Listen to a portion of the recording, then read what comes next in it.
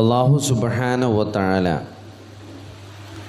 ദുനിയാവിനെ ഒരിക്കലും നിരാകരിക്കില്ല. ഇപ്പോൾ ദുനിയാവിലൊരു 10 പൈസ ഉണ്ടാക്കണതോ ദുനിയാവിലിപ്പോൾ നല്ലൊരു തുണിയും കുപ്പായിട്ട് നടക്കണതൊന്നും എന്ത് ചെയ്യുന്നില്ല, അതിനെയൊന്നും ഇസ്ലാം ഒരിക്കലും നിരുത്സാഹപ്പെടുത്തിയിട്ടില്ല. ദുനിയാവ് നമ്മുടെ ആഖിറം നഷ്ടപ്പെടുന്ന തലത്തിലേക്ക് പോകുന്നൊരവസ്ഥയെയാണ് നമ്മൾ ഭയപ്പെടേണ്ടത്. ദുനിയാവ് ഉണ്ടാക്കണമെന്നും ദുനിയാവിന് വേണ്ടി പണിയെടുക്കണമെന്നൊന്നും ഇവിടെ ഒരു ക്ലാസ് എടുക്കേണ്ട ആവശ്യമില്ല. അതൊക്കെ മനുഷ്യൻ്റെ മനസ്സിൽ രൂഢമൂലമായ കുറേ വികാരങ്ങളാണ്. 4 പൈസ ഉണ്ടാക്കണം, നല്ല തുണി കുപ്പായിടണം, നല്ല ഭക്ഷണം കഴിക്കണം. അതിനൊന്നും ഇപ്പോൾ ഇവിടെ ആളും ഒന്നും വയറിയേണ്ട ആവശ്യമില്ല. പക്ഷേ ദുനിയാവ് കാരണം ആഖിറത്ത് നഷ്ടപ്പെടുന്നൊരവസ്ഥ സൂറത്തുൽ ഖസസിൽ ഖാറൂനോട് അള്ളാഹു പറയുന്നൊരു കാര്യമുണ്ട്. വബ്തഗി ഫീമാ ആതാകല്ലാഹുദ്ദാറൽ ആഖിറ വലാ തൻസ നസീബക മിനദ്ദുനിയ. അള്ളാഹു നൽകിയ ദുനിയാവ് ആഖിറത്തിലെ കാര്യങ്ങൾ നീ ആഗ്രഹിക്കുന്നതാണ്. അള്ളാഹു നൽകുന്ന ആഖിറത്തിൽ ഒരുക്കി വെച്ച കുറേ കാര്യങ്ങളുണ്ട്. അതാണ് നമ്മൾ ആഗ്രഹിക്കുകയും പണിയെടുക്കുകയും ചെയ്യേണ്ടത്. ദുനിയാവിൻ്റെ ഓരി മറക്കും വേണ്ട അല്ലേ? അപ്പോൾ ആ ഒരു ചിന്തയോടുകൂടെ അബ്ദുറഹ്മാൻ ഇബ്നു ഔഫ് റളിയല്ലാഹു അൻഹു, നമുക്കറിയാം സ്വർഗത്തിലെ ഏറ്റവും കോടീശ്വരനായ സഹാബികളിലൊരാളാണ് അബ്ദുറഹ്മാൻ ഇബ്നു ഔഫ് റളിയല്ലാഹു അൻഹു. നബി സല്ലല്ലാഹു അലൈഹി വസല്ലമയുടെ കാലത്ത് എല്ലാം ഉപേക്ഷിച്ച് അല്ലേ, മക്കയിലെ വലിയ കച്ചവടക്കാരനായിരുന്നു. പക്ഷേ ഹിജറ പോകണമെങ്കിൽ അതൊക്കെ അവിടെ ഉപേക്ഷിച്ച് വെറും കയ്യോടെ മദീനയിലേക്ക് വന്ന അബ്ദുറഹ്മാൻ ഇബ്നു ഔഫ് റളിയല്ലാഹു അൻഹു നബി സല്ലല്ലാഹു അലൈഹി വസല്ലമ ഈ മുഹാജിറുകൾക്കൊക്കെ ഒരു അൻസാരി ഇണയുണ്ടാക്കി കൊടുത്തിട്ടുണ്ട്, ഓരോ കാര്യങ്ങളൊക്കെ നോക്കാനും താമസിക്കാനും ഒക്കെ. സഅദ് ബിൻ റബിയ റളിയല്ലാഹു അൻഹു അൻസാരിയാണ് അബ്ദുറഹ്മാൻ ഇബ്നു ഔഫ് റളിയല്ലാഹു അൻഹുവിനെ ഏറ്റെടുത്തിരുന്നത്. അപ്പോൾ അദ്ദേഹം പറഞ്ഞൊരു കാര്യമുണ്ട്, എനിക്ക് 2 തോട്ടങ്ങളുണ്ട്, 2 ഭാര്യമാരുണ്ട്. അപ്പോൾ നിനക്ക് വേണമെങ്കിൽ എന്ത് ചെയ്യുക, ഒരു തോട്ടം എല്ലാ കാര്യങ്ങളും ഞാൻ നിനക്ക് വേണ്ടി തരാം എന്നാണ്. പക്ഷെ ഒന്നും അദ്ദേഹം എന്തില്ല സ്വീകരിച്ചില്ല എന്നുള്ളത്. മാർക്കറ്റ് എവിടെ നിന്ന് വെച്ചാൽ ഈ കച്ചവടം ചെയ്യാൻ പറ്റിയൊരു മാർക്കറ്റ് എനിക്ക് കാണിച്ചു തന്നാൽ മതി എന്നാണ്. അങ്ങനെ അദ്ദേഹം ആ മാർക്കറ്റിലിറങ്ങി കച്ചവടം ആരംഭിച്ചു എന്നാണ്. അങ്ങനെ വലിയ സമ്പന്നനായി, വളരെ പെട്ടെന്ന് സമ്പന്നനായി മാറുകയാണ് ചെയ്തത്. എത്രത്തോളം എന്ന് വെച്ചാൽ ആയിഷ റളിയല്ലാഹു അൻഹ പറയുന്നുണ്ട്, മദീനയിലൂടെ ഒരിക്കൽ 700 ഒട്ടകങ്ങളുടെ മേലെ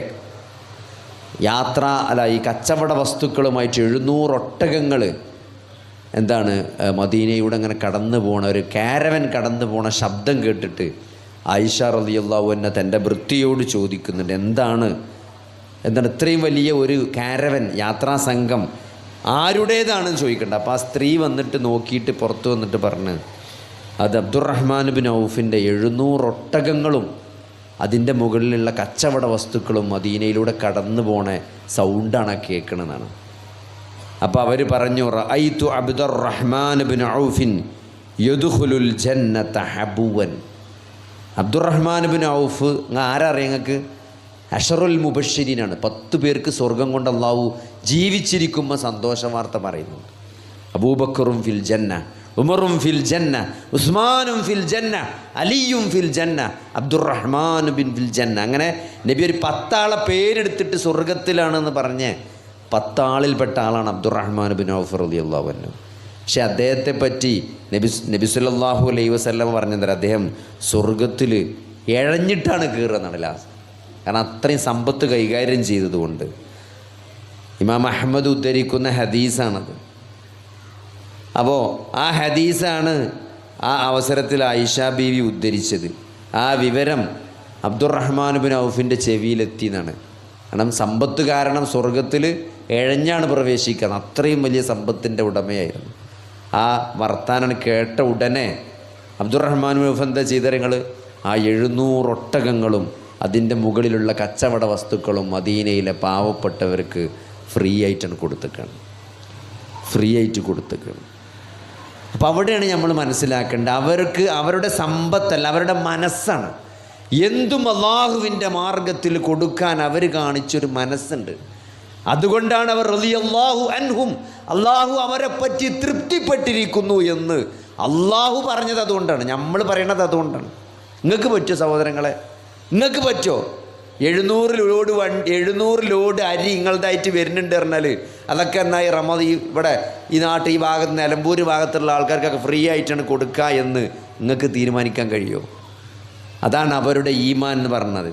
അത് തബൂക്ക് യുദ്ധത്തിന് പോണൊരു സന്ദർഭമുണ്ട് അല്ലേ? ഏറ്റവും ക്ഷാമം പിടിച്ച ഘട്ടത്തിലാണ് തബൂക്ക് യുദ്ധത്തിന് വേണ്ടി തയ്യാറെടുക്കുന്നത്. മദീനയിൽ അന്ന് ഈത്തപ്പന വിളവെടുക്കുന്ന സമയമാണ്, നല്ല ചൂടുള്ള സമയമാണ്. ആ സമയത്ത് ഒരു കർഷകനും തൻ്റെ ഈത്തപ്പന വിട്ടുപോകാൻ താല്പര്യമില്ലാത്തൊരു സമയമാണ്. ആ സമയത്താണ് തബൂക്കിലേക്ക് പോകണമെന്ന് കൽപ്പന ഉണ്ടാകുന്നത്. മുസ്ലിങ്ങൾ വളരെ പ്രയാസത്തിലാണ്, പോകാനുള്ള വണ്ടിയില്ല, നടന്നു പോകാൻ പറ്റൂല. അള്ളാഹിൻ്റെ മാർഗത്തിൽ അങ്ങനെ തബൂക്കിലേക്ക് 1 മാസം മരുഭൂമിയിലൂടെ സഞ്ചരിക്കണമെങ്കിൽ മിനിമം ഒരു കോവർ കഴുതയെങ്കിലും വേണം. ആ സമയത്ത് 1000 ഒട്ടകങ്ങളെയാണ് മഹാനായ ഉസ്മാൻ ഇബ്നു അഫ്ഫാൻ റളിയല്ലാഹു അൻഹു അള്ളാഹിൻ്റെ മാർഗത്തിൽ ഫ്രീ ആയിട്ട് കൊടുത്തത്. നമുക്ക് ചിന്തിക്കാൻ പറ്റുമോ? 1000 ഒട്ടകം എന്നൊക്കെ പറഞ്ഞാൽ എത്രയാണ്? അപ്പോൾ വെറുതല്ല റളിയല്ലാഹു അൻഹു എന്ന് നമ്മൾ പറയണത്. അവർക്ക് അങ്ങനെ ഒരു മനസ്സുണ്ടായിരുന്നു. അവരിതൊക്കെ യാഥാർത്ഥ്യമായി കണ്ട്. നമുക്കുള്ളൊരു പ്രശ്നം തരങ്ങൾ, നമ്മൾ സംഭവം ക്ലാസ്സൊക്കെ കേൾക്കുമ്പോൾ കുസാർ തന്നെയാണ്, പക്ഷേ നമുക്ക് അങ്ങനെ കൊടുക്കാനും ചിന്തിക്കാനും കഴിയില്ല. അപ്പോൾ നിങ്ങൾ ഇവിടെ വന്ന് ഒരു വണ്ടി നിർത്തി ഇവിടെ ഈ കസാലി വന്ന് കുത്തിരുന്നത് കേൾക്കുകയാണ്. നിങ്ങളെ മനസ്സിലുണ്ടെന്ത്? ഇനി ഈ ക്ലാസ് കഴിഞ്ഞ് പോയിട്ട് ആ വണ്ടി കയറി നിസ്കരിച്ചിട്ട് തിരിച്ചു പോകണം, ചോറ് ചൂടാക്കാനുണ്ടാവും, പിന്നെ പത്തിരി ചൂടാക്കാനുള്ളവരുണ്ടാവും, പിന്നെ ചപ്പാത്തി തിന്നവരുണ്ടാവും, ഇനി ചപ്പാത്തി ഉണ്ടാക്കിയ ചോലുണ്ടാവും, ഉണ്ടാക്കാത്തവരുണ്ടാവും. ഇതൊക്കെ നമുക്കൊരു പ്ലാനുണ്ട് എന്ത് ചെയ്യണമെന്ന്. ഇവിടെ നിന്നാണ് പോയാൽ എന്താണ് എന്നുള്ളത് കൃത്യമായിട്ട് നമ്മളെ മനസ്സിലുണ്ട്. അതൊരു യാഥാർത്ഥ്യമാണ്. അതേപോലെ യാഥാർത്ഥ്യമാണ് എന്ത്? നമ്മൾ മരിച്ചാൽ കബർക്ക് വെക്കും എന്നുള്ളത്, അവിടെ വിചാരണ ചെയ്യും എന്നുള്ളത്, നാളെ റബ്ബിൻ്റെ മുമ്പിൽ നിൽക്കേണ്ടി വരുമെന്നുള്ളത്, അള്ളാഹുവിൻ്റെ മുമ്പിൽ ഉത്തരം പറയേണ്ടി വരുമെന്നുള്ളത്, പരലോകബോധം. വബിൽ ആഖിറതി ഹും യൂഖിനൂൻ. ആരാണ് വിശ്വാസികളെക്കുറിച്ച് സൂറത്തുൽ ബഖറയിൽ ഖുർആൻ്റെ തുടക്കമാണ് അല്ലേ? ഫാത്തിഹയ്ക്ക് ശേഷം ഖുർആൻ തുടങ്ങുന്നത് അലിഫ് ലാം മീം ദാലിക്കൽ കിതാബു ലാ റൈബ ഫീഹി ഹുദൽ ലിൽ മുത്തഖീൻ അല്ലദീന യുഅ്മിനൂന ബിൽ ഗൈബി വയുഖീമൂന സ്വലാത്ത വമിമ്മാ റസഖ്നാഹും യുൻഫിഖൂൻ വല്ലദീന യുഅ്മിനൂന ബിമാ ഉൻസില ഇലൈക വമാ ഉൻസില മിൻ ഖബ്ലിക് വബിൽ ആഖിറതി ഹും യൂഖിനൂൻ. പരലോകത്ത് ദൃഢവിശ്വാസമുള്ളവരാണവർ. അതായിരുന്നു സഹാബത്തിൻ്റെ പ്രത്യേകത. നമ്മളിപ്പോൾ നമ്മളെ മനസ്സിൽ ഈ ക്ലാസ് കഴിഞ്ഞാൽ എന്ത് ചെയ്യുമെന്ന് ഉറപ്പുള്ള പോലെ ആഖിറത്തിൻ്റെ കാര്യത്തിൽ അവർക്കൊരു ഉറപ്പുണ്ടായിരുന്നു. അതുകൊണ്ട് അത് മുന്നിൽ കണ്ടുകൊണ്ടാണ് അവർ ജീവിച്ചത്. അതിനൊന്നും അവർക്കൊരു തടസ്സമില്ല. നിങ്ങൾ ആലോചിച്ച് നോക്കി, ഈ നശിക്കുന്ന ദുനിയാവിൽ നമ്മളൊന്ന് ചെറിയ തലച്ചോറിലേക്കുള്ള രക്തക്കോയിൽ ഒന്നാണ് ബ്ലോക്കായിട്ട് സംസാരിക്കാൻ പറ്റാതെ എങ്ങനെ ഈ കസേരയിൽ ഇരിക്കുന്ന നിങ്ങളെ സ്വന്തമായിട്ട് എണീക്കാൻ നിങ്ങൾക്ക് പറ്റുന്ന എന്തുറപ്പുള്ളത്? എത്രയോ ആളുകൾ കസേരയിൽ ഇരുന്നിട്ട് പിന്നെ എന്ത് ചെയ്തിട്ടില്ല, എണീറ്റിട്ടില്ല. പിന്നെ ആ കസേര നേരെ ആംബുലൻസ് എടുത്തുകയാണ് ചെയ്തത്, സ്ട്രെച്ചർക്ക് എടുത്തുകയാണ് ചെയ്തത്. അങ്ങനെ അത്രയും നിസ്സഹായനാണ് മനുഷ്യൻ. തലച്ചോറിലേക്കുള്ള ഒരു രക്തക്കോയിൽ ഏതെങ്കിലും ഒരു ബ്ലോക്ക് വന്നാൽ അവിടെ സംസാരശേഷി അവിടെ അവസാനിക്കും, ചലനശേഷി അവിടെ അവസാനിക്കും. ഈ ചിന്തിക്കാനും സംസാരിക്കാനും പ്രവർത്തിക്കാനുമുള്ള കഴിവൊക്കെ സഹോദരങ്ങളെ അതോടെ നിൽക്കും. പിന്നെ പ്രത്യേകിച്ച് നമ്മളെ കൺട്രോളിലാവില്ല. പിന്നെ നമ്മളെ മക്കളും നമ്മളെ പേരക്കുട്ടികളും വല്യാപ്പാനെയും വാപ്പാനെയും കയറ്റിയും കൊണ്ട് നടന്ന് ചികിത്സിക്കായിരിക്കും. നമുക്ക് പ്രത്യേകിച്ച് റോളുണ്ടാവില്ല. നമ്മളെ ജീവിതം അതോടെ അവസാനിക്കുകയാണ് സഹോദരങ്ങളെ. അപ്പോൾ അതുകൊണ്ട് ഇതൊരു യാഥാർത്ഥ്യമാണ് മരണമെന്നുള്ളത്. അതൊരാൾക്കും രക്ഷപ്പെടാൻ സാധ്യമല്ല. മരണത്തെ ആരെങ്കിലും അതിജീവിച്ചിരുന്നെങ്കിൽ അത് അള്ളാഹുവിൻ്റെ റസൂൽ അതിജീവിക്കുമായിരുന്നു. അതുകൊണ്ട് ഒരിക്കലും അത് സാധ്യമല്ല. അത് കീഴടങ്ങേണ്ടി വരും. മരണത്തിന് ശേഷം ഒരു ജീവിതമുണ്ട് എന്നാണ് വിശുദ്ധ ഖുർആൻ അതിൻ്റെ 1/3 മരണാനന്തര ജീവിതത്തെക്കുറിച്ചാണ്, മരണത്തിന് ശേഷമുള്ള യാഥാർത്ഥ്യത്തെക്കുറിച്ചാണ്. അത് വളരെ കൃത്യമായിട്ടാണ് വിശുദ്ധ ഖുർആൻ നമുക്ക് ബോധ്യപ്പെടുത്തി തന്നിട്ടുള്ളത്.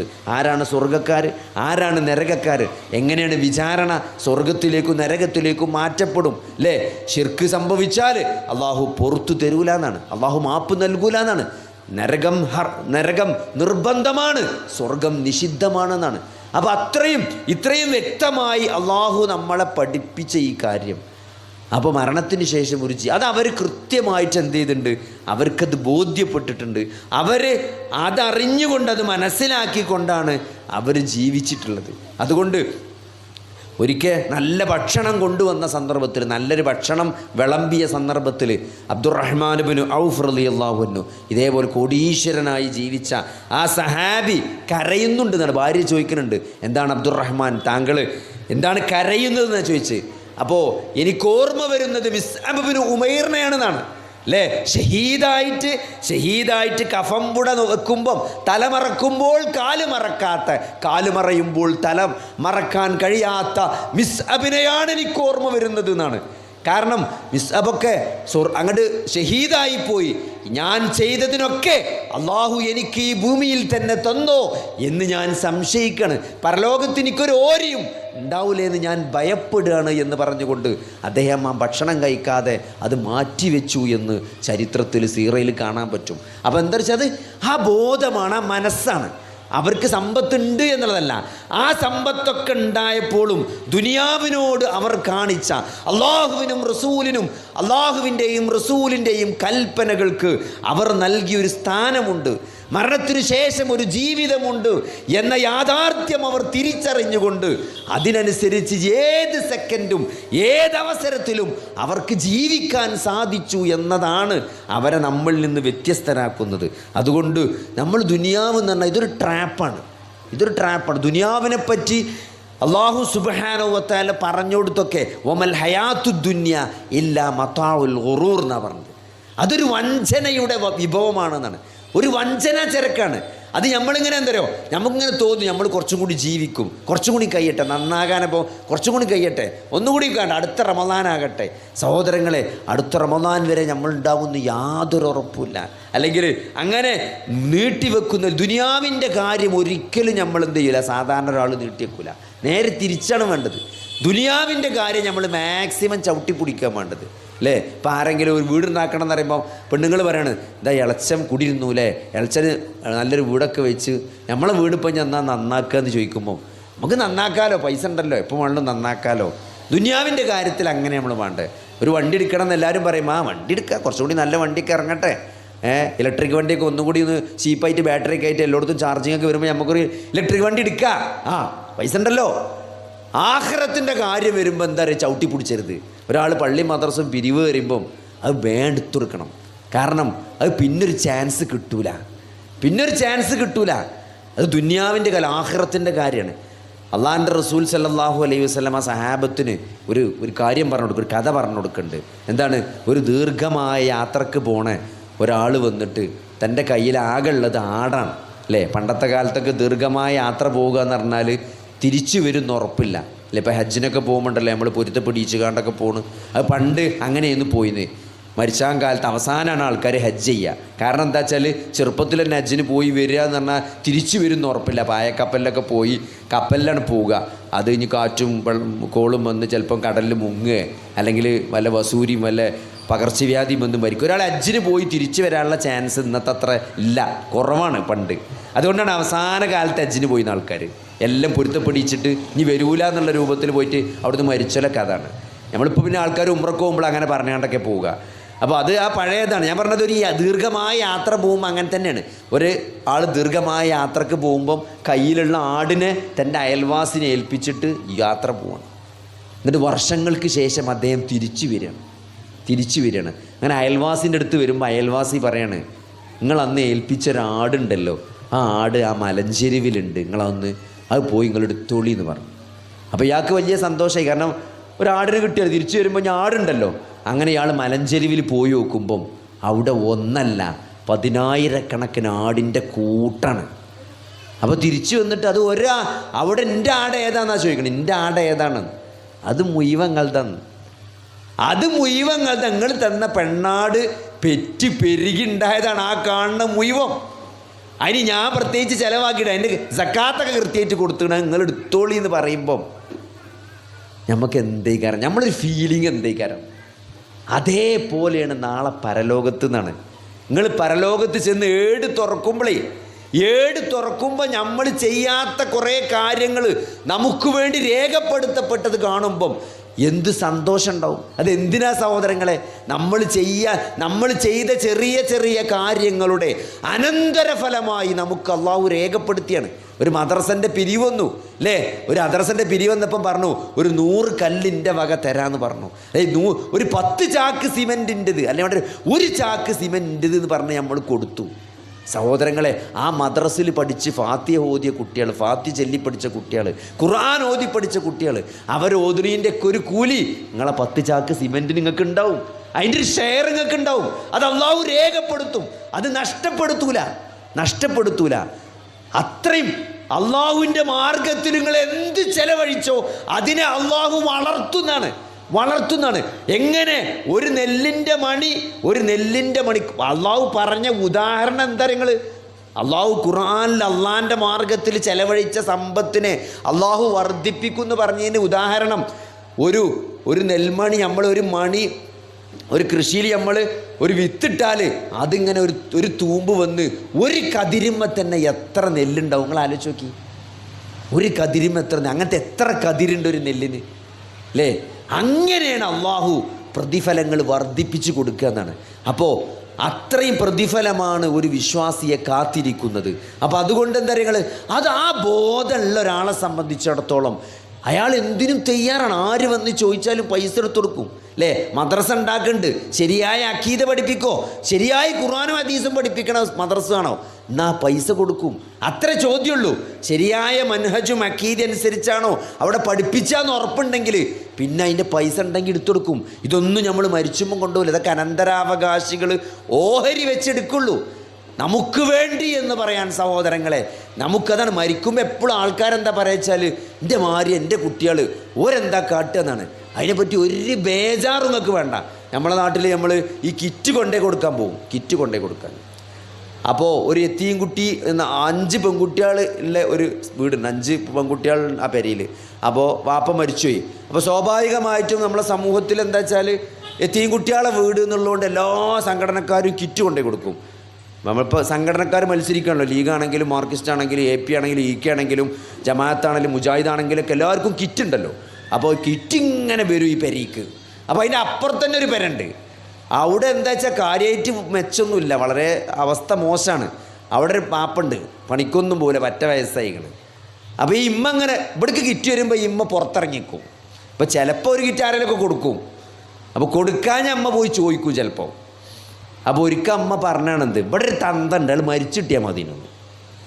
അയാളെ കൊണ്ട് ഒരു മെച്ചമില്ല. അയാളിവിടെ ഇങ്ങനെ നിൽക്കണോണ്ടാണ് ഞങ്ങൾക്ക് കിറ്റ് കിട്ടാത്തത്.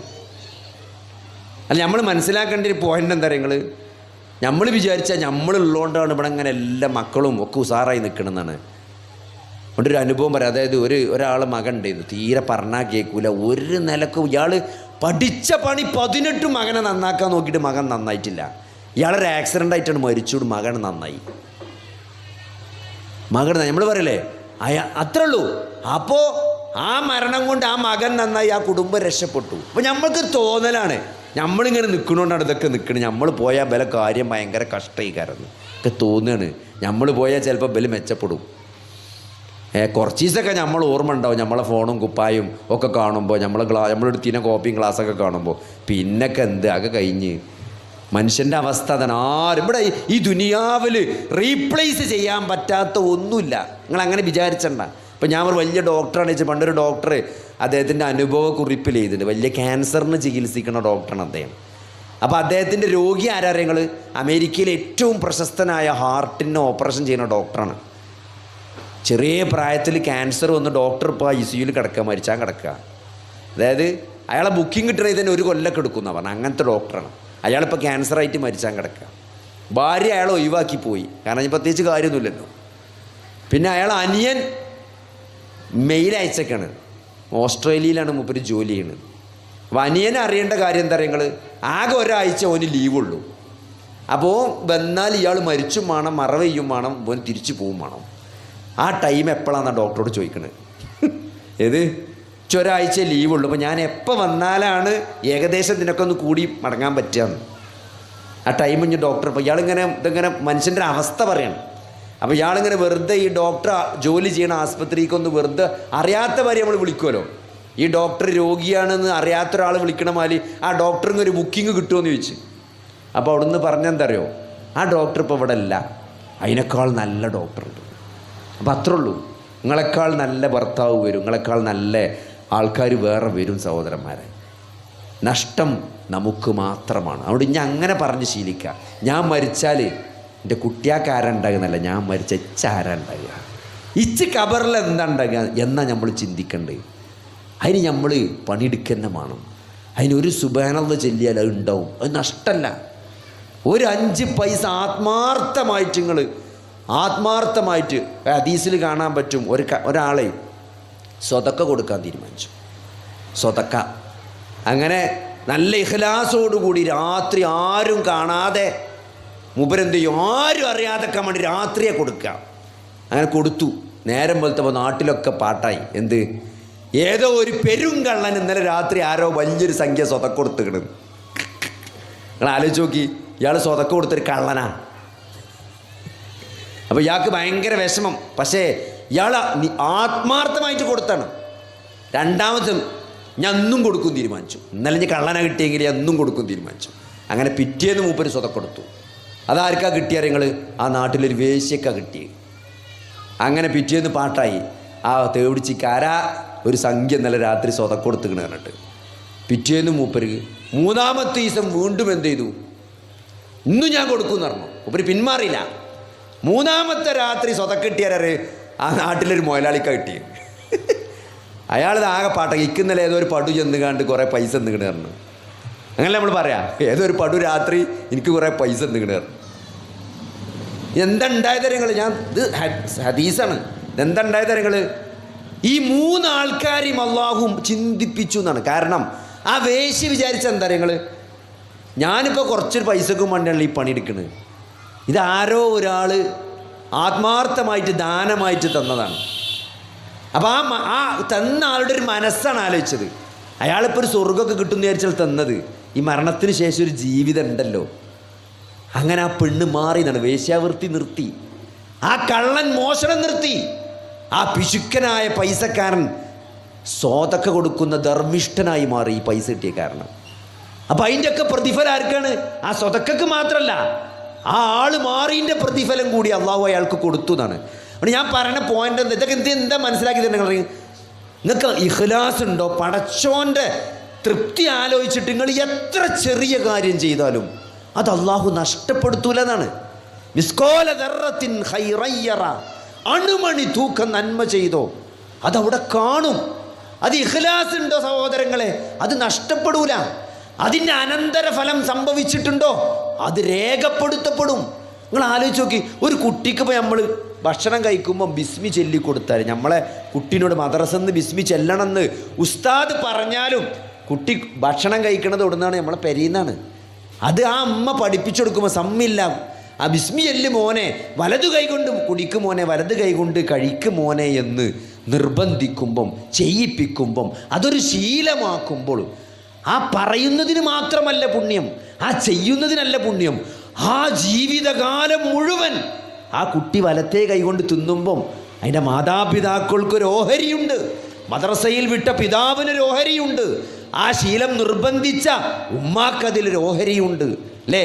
ആ കുട്ടി അതിൻ്റെ കുട്ടീനെ പഠിപ്പിക്കുമ്പം, അവൻ അവൻ്റെ പേരെ കുട്ടീനെ പഠിപ്പിക്കുമ്പം, അപ്പോൾ ഒരിതൊന്നും നഷ്ടപ്പെടൂല. നമ്മൾ അല്ലേ, ചിലപ്പോൾ ചില സ്ത്രീകൾ പറയും എന്തൊരു ദുൽമാർയങ്ങൾ അല്ലേ. അതായത് ഈ പണ്ടൊക്കെ എപ്പോഴും അങ്ങനെ തന്നെ തോന്നുന്നുട്ടാ, ഈ പെണ്ണുങ്ങൾ ലൂറ് സ്കരിച്ച് അസറാൻ കൊടുക്കാൻ നേരത്താണ്, ഇപ്പം ഞാൻ മാറിയോന്നറിയില്ല, എൻ്റെ അമ്മാൻ്റെ കാലത്തൊക്കെ അങ്ങനെയായിരുന്നു. അസറാൻ കൊടുക്കാൻ നേരത്താണ് നിസ്കാരപ്പായിക്ക് എത്തുക. എല്ലാ പണിയും കഴിഞ്ഞ് ലാസ്റ്റ് ലൂറ് അസർ ഒരു വെടിക്ക് തീർക്കാൻ വേണ്ടിയിട്ട് എന്ത് ചെയ്യും, ആ നേരത്താണ് നിസ്കരിച്ച. നിങ്ങൾ ആ നേരത്ത് നിസ്കരിച്ച് നിങ്ങൾ ആലോചിച്ച് നോക്കി, അവസാനത്തെ അത്തയ്യാത്തിൽ വന്നുകാണ്ട് കുട്ടി നിസ്കാരപ്പായിലാണ് മൂത്രയിച്ചാനുള്ളൊരവസ്ഥ എന്തേക്കാരം. അതിൻ്റെ സങ്കടമൊക്കെ ആ നിസ്കരിച്ചവർക്ക് അറിയുള്ളൂ.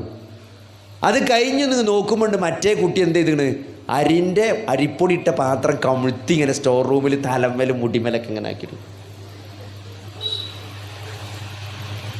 അപ്പോൾ സഹോദരങ്ങളെ, ഇതിലൊക്കെ എന്തുണ്ടല്ലോ. ഇപ്പോൾ കഴിഞ്ഞ ദിവസം എൻ്റെ ഒരു സുഹൃത്ത് പറയണേ, ചെറിയ 5 കുട്ടികളുണ്ടോ എന്ന്. ചെറിയ 5 കുട്ടികൾ. അപ്പോൾ അവൻ്റെ പെണ്ണുങ്ങളിടയ്ക്ക് കരയെന്ന് പറഞ്ഞു. 5 മൂത്രയിപ്പിച്ചിട്ടാണ് ഞാൻ നിൽക്കണിട്ടൊപ്പം എന്ന് പറയുള്ളൂ ഇടയ്ക്കിടയ്ക്ക്. ഇത് രാവിലെ 4 സ്കൂളിലും പറഞ്ഞയച്ച് ഈ ചെറിയ കുട്ടികളെ മൂത്രയിപ്പിക്കാൻ ഒരു ഇടങ്ങേറുള്ള കാര്യം തന്നെയാണ്. ബാത്റൂം പോകണം, പിന്നെന്താണ് ഇങ്ങോട്ട് വരണം. അപ്പോൾ ചില പെണ്ണുങ്ങൾ ചുരിദാറിടില്ല. അപ്പോൾ എന്താ ഉണ്ടാകത്ത് വെച്ചാൽ ഈ ചെറിയ കുട്ടികളുണ്ടാകുമ്പോൾ ഇടയ്ക്കിടയ്ക്ക് ബാത്റൂം പോകുമ്പോൾ മാക്സിയ നല്ല അറിയും. ചുരിദാർ ഇടണമെന്നൊക്കെ പൂതിയുണ്ട്, പക്ഷെ എങ്ങനെ ചുരിദാർ നനയും. ഇപ്പോഴത്തെ ചുരിദാർ പിന്നെ പൊന്തിച്ചാൻ പറ്റും തോന്നുന്നു. അപ്പോൾ ഞാൻ പറഞ്ഞെന്തറിയോ, 5 കുട്ടികളെ മൂത്രമൊഴിപ്പിച്ച് നിൽക്കുകയാണ് ഞാനെന്ന് പറഞ്ഞാൽ പടച്ചോൻ്റെ അടുത്തുനിന്ന് കൂലി കിട്ടുന്നത് കൊണ്ട് മാത്രമാണ് ഞാൻ ക്ഷമിച്ചിരിക്കണമെന്നാണ്.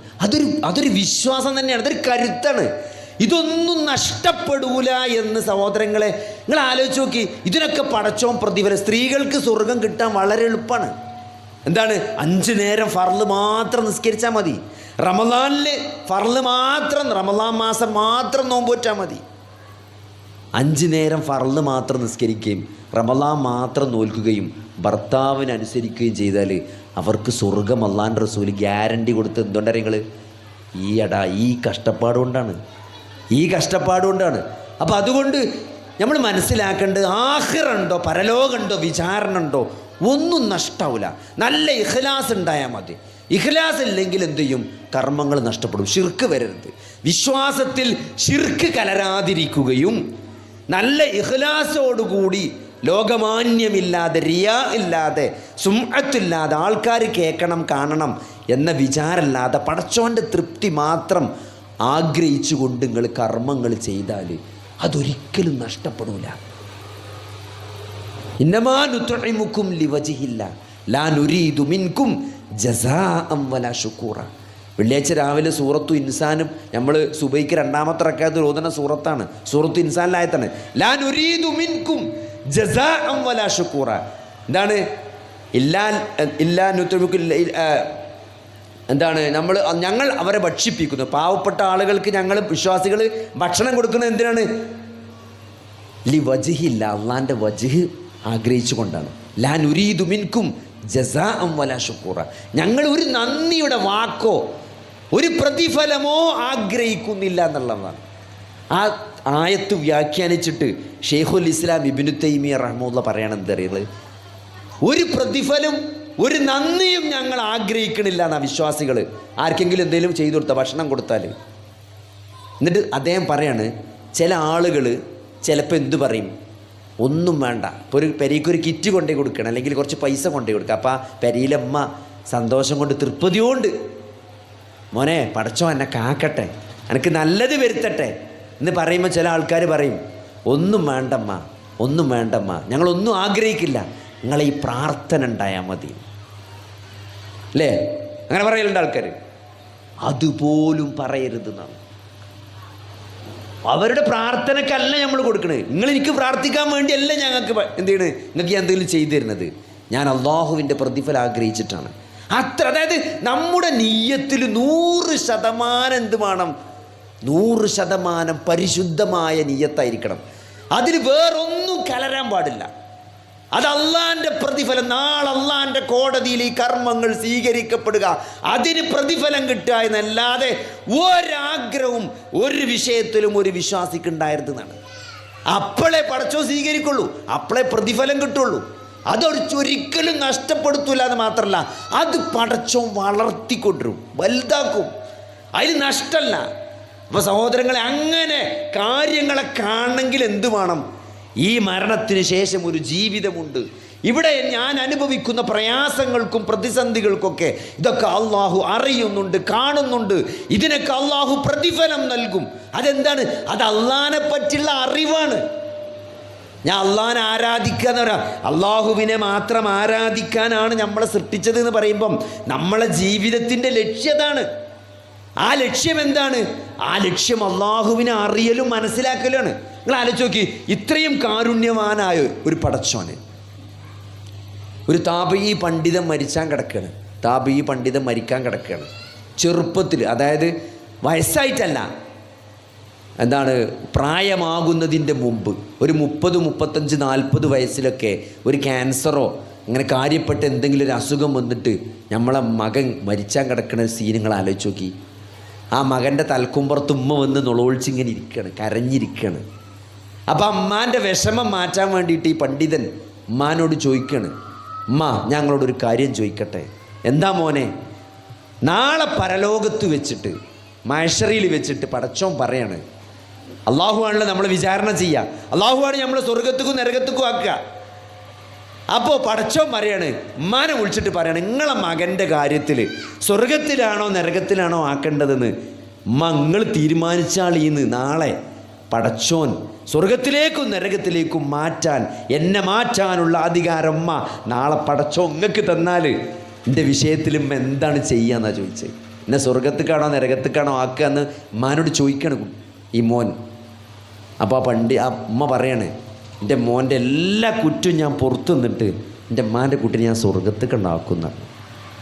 അപ്പോൾ ആ പണ്ഡിതന്മാരോട് തിരിച്ചു പറഞ്ഞൊരു കാര്യം നമ്മളൊക്കെ ഓർക്കേണ്ട കാര്യമാണ്. മങ്ങളെന്താ വിചാരിച്ചത്? നിങ്ങളെക്കാൾ എന്നെ സ്നേഹിക്കുന്ന ഒരു അള്ളാഹുവിലാണ് ഞാൻ വിശ്വസിക്കണത്. സ്വന്തം മാതാവിനേക്കാൾ സ്നേഹിക്കുന്ന ഒരു അള്ളാഹിനെ പറ്റി നിങ്ങൾക്ക് ആലോചിക്കാൻ പറ്റുമോ? ഒരു യുദ്ധത്തിൽ വെറുതെ പറയല്ല, അള്ളാഹിൻ്റെ റസൂല് കാണിച്ചു കൊടുക്കുകയാണ്. ഒരു യുദ്ധം കഴിയുമ്പം നല്ല പൊടി ഇതൊക്കെ ഉണ്ടാവും. കാരണം കുതിരയും മനുഷ്യന്മാരും അങ്ങോട്ടും ഇങ്ങോട്ടും മരുഭൂമിയിൽ യുദ്ധം ചെയ്യുമ്പോൾ നല്ല പൊടി പടലങ്ങൾ ഉണ്ടാവും. ഒരു യുദ്ധം ഇങ്ങനെ കെട്ടടഞ്ഞ് നിൽക്കുകയാണ്. അതിൻ്റെ പൊടിയൊക്കെ ഇങ്ങനെ അമരുന്ന സമയത്ത് ഒരു ഉമ്മ ഇങ്ങനെ ഓടി നടക്കുകയാണ്. ആ അമ്മാൻ്റെ കുട്ടി നഷ്ടപ്പെട്ടിരിക്കണം യുദ്ധത്തിൽ. അങ്ങനെ ആ കുട്ടീനെ അവസാനം ഉമ്മ കണ്ടുപിടിക്കുകയാണ്. ആ കുട്ടീനെ ഉമ്മ അങ്ങനെ കെട്ടിപ്പിടിച്ചു തുരുതുരാ ഉമ്മ വെക്കുകയാണ്. ഇപ്പം നമുക്കറിയാം, നമ്മളെ കുട്ടീനെ കാണാനില്ലാണ്ടായി അല്ലേ? ഒരു കുട്ടീനോട് കാണാൻ കുറച്ചു നേരത്തിന് കാണാനില്ല, എല്ലാവർക്കും അങ്ങോട്ടും ഇങ്ങോട്ടും പുളിയും നുളോളിയും ഉള്ളാക്കിടലും ഒക്കെ കഴിഞ്ഞ് കുറേ കഴിയുമ്പോൾ ഉണ്ടാവും സ്റ്റോർ റൂമിൽ ഇങ്ങനെ കുത്തിരിക്കുണ്ടാവും. അപ്പം ആ കുട്ടീനെ കണ്ട എന്തേക്കാരം ആ അമ്മ പിടിച്ചുകാണ്ട് അടിച്ചല്ല ചെയ്യുക, ആദ്യം അങ്ങോട്ട് കെട്ടിപ്പിടിച്ച് ഉമ്മക്കുക ചെയ്യുക. പിന്നെ ചിലപ്പോൾ അടിയൊക്കെ പൊട്ടിന്ന് വരും. അതൊരു വികാരമാണ്, അതൊരു ഫീലിംഗാണ്. ആ സീന് കാണിച്ചു കൊടുക്കണം അള്ളാഹിൻ്റെ റസൂല്. ഇങ്ങോട്ട് നോക്കി ഈ കുട്ടിനെ അമ്മ തീയിൽ കൊണ്ടേയിടുവോ? അപ്പോൾ സഹാബത്ത് ഒരിക്കലും ഇല്ല പ്രവാചകൻ, എങ്ങനെയാണ് ഈ ഉമ്മ ആ കുട്ടിനെ നരകത്ത് തീ കൊണ്ടേയിടുക? ഈ കുട്ടിനെ ഈ ഉമ്മ സ്നേഹിക്കുന്നതിനേക്കാൾ ഒരടിമയെ അള്ളാഹു സ്നേഹിക്കുന്നുണ്ട് എന്നാണ്. അപ്പം അങ്ങനത്തെ ഒരു അള്ളാഹ് ഉണ്ട്. ആ അള്ളാഹുവിനെയാണ് ഞാൻ വിശ്വസിക്കുന്നത്. ആ അള്ളാഹിനോടാണ് ഞാൻ ഈ നിസ്കാരത്തിന് ശേഷം ജീവിതകാലം മുഴുവൻ ഞാൻ പ്രാർത്ഥിച്ചത്. ആ അള്ളാഹുവിനോടാണ്. ഞാൻ എൻ്റെ സങ്കടങ്ങൾ പറഞ്ഞത് ആ റബ്ബിനോടാണ്. ഞാൻ എൻ്റെ വിഷമങ്ങൾ പറഞ്ഞത് ആ അള്ളാഹുവിനോടാണ്.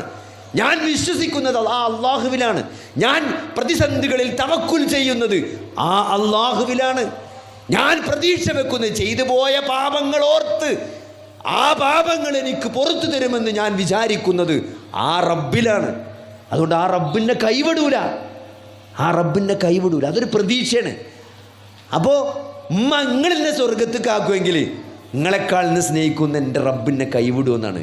അങ്ങനെ പടച്ചോനെ അറിയാനും കാണാനും അറിയാനും മനസ്സിലാക്കാനും സ്നേഹിക്കാനും ആരാധിക്കാനും, അങ്ങനെ ആരാധിക്കുമ്പോൾ അങ്ങനെ സ്നേഹിക്കുമ്പം എങ്ങനെ നമ്മൾ ശിർക്ക് ചെയ്യുക? എങ്ങനെ നമ്മൾ അല്ലാത്തൊരാളെ വിളിക്കുക? അള്ളാഹിനോട് എങ്ങനെ നമുക്ക് ദേഷ്യം തോന്നുക? അള്ളാഹിനോട് എങ്ങനെ നമുക്ക് വിഷമം തോന്നുക? അള്ളാഹിൻ്റെ ഏത് കാര്യം നമുക്ക് ഹൈറാണ് എന്ന് ഒരാൾക്ക് വിശ്വസിക്കാൻ സാധിച്ചാൽ, ഒരാൾക്ക് മനസ്സിലാക്കാൻ സാധിച്ചാൽ, നമ്മളെ ജീവിതത്തിൽ ബാധിക്കുന്ന പ്രതിസന്ധികളിൽ അള്ളാഹിനോട് നമുക്ക് എങ്ങനെ വെറുക്കാൻ തോന്നുക? അള്ളാഹിനെ നമ്മളെങ്ങനെ വെറുക്കുക? ഒരിക്കലും കഴിയില്ല.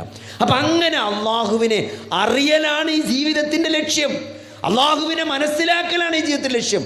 അള്ളാഹുവിനെ ഈ ആകാശത്തിൻ്റെ ഉച്ചിയോളം നിങ്ങൾ പാപങ്ങൾ ചെയ്താലും അത് മുഴുവൻ നിങ്ങൾക്ക് അള്ളാഹു പുറത്തു തരുമെന്നാണ് അല്ലേ? സമുദ്രത്തിലെ നുരകളോളം നിങ്ങൾ പാപങ്ങൾ ചെയ്താലും ആത്മാർത്ഥമായി പശ്ചാത്തപിച്ച് ശിഷ്ടജീവിതം നന്നാക്കിയാൽ അള്ളാഹു പുറത്തു തരുമെന്നാണ്. അള്ളാഹു കാരുണ്യവാനാണ്. ആ അറിവ് നമുക്ക് നൽകുന്ന ധൈര്യമുണ്ട്. ആ അറിവ് പോലും ആരാധനയാണ്. അങ്ങനെ പടച്ചോനെ മനസ്സിലാക്കുക എന്നുള്ളത് തന്നെ എന്താണ്? പടച്ചോനെ പ്രതീക്ഷിക്കുക എന്നുള്ളത് തന്നെ എന്താണ്? അത് ആരാധനയാണ്, ഇബാദത്താണ്. അള്ളാഹിനെ സ്നേഹിക്കുക എന്നുള്ളത്, അള്ളാഹിനെ വല്ലദീന ആമനു അശദ്ദു ഹുബ്ബൻ ലില്ലാഹ് എന്നാണ്. അശദ്ദു ഹുബ്ബൻ ലില്ലാഹ്. വിശ്വാസികൾ ആരാണ്? അള്ളാഹുവിനോട് അതിശക്തമായ പ്രണയമുള്ളവരാണ്, പ്രേമമുള്ളവരാണ്, സ്നേഹമുള്ളവരാണ്. അള്ളാഹുവിനെ മറ്റെന്തിനേക്കാളും സ്നേഹിക്കുന്നവരാണ് ഒരു വിശ്വാസി. അതുകൊണ്ട് എന്താണ്? അതുകൊണ്ട് ഒന്നും നമുക്ക് എന്തെങ്കിലും ഒരു പ്രയാസം വരില്ല അല്ലേ? സാമ്പത്തികമായി പ്രയാസം ഉണ്ടായി, മക്കൾക്ക് അസുഖമുണ്ടായി അല്ലേ, വീട് പ്രശ്നമെന്നും എല്ലാത്തിനും നമ്മൾ ചലഞ്ച് ചെയ്യപ്പെട്ടാലും എന്താണ്? അള്ളാഹു അലീമാണ് എന്നുള്ളൊരു അറിവുണ്ട്. എന്താണ്? ഇതൊക്കെ അള്ളാഹു അറിയുന്നുണ്ട്, അള്ളാഹു എല്ലാം കാണുന്നുണ്ട്, അള്ളാഹു എല്ലാം അറിയുന്നുണ്ട്. പിന്നെ ഞാൻ എൻ്റെ പ്രാർത്ഥന അള്ളാഹു കേൾക്കുന്നുണ്ട്, സമീ ആണ്. ആ പ്രാർത്ഥനയ്ക്ക് ഉത്തരം നൽകാൻ കഴിവുള്ള മുജീബാണ് അള്ളാഹു എന്ന അറിവ് ഇല്ലേ? ഇതിൻ്റെ അപ്പുറത്തോ ഇതിൻ്റെ പരിഹാരം എന്താണ്, ഇതിൻ്റെ പരിഹാരം എന്താണ് എന്ന് എന്നെക്കാൾ ഏറ്റവും കൂടുതൽ അറിയുന്നവനാണ് എൻ്റെ റബ്ബ് അല്ലേ?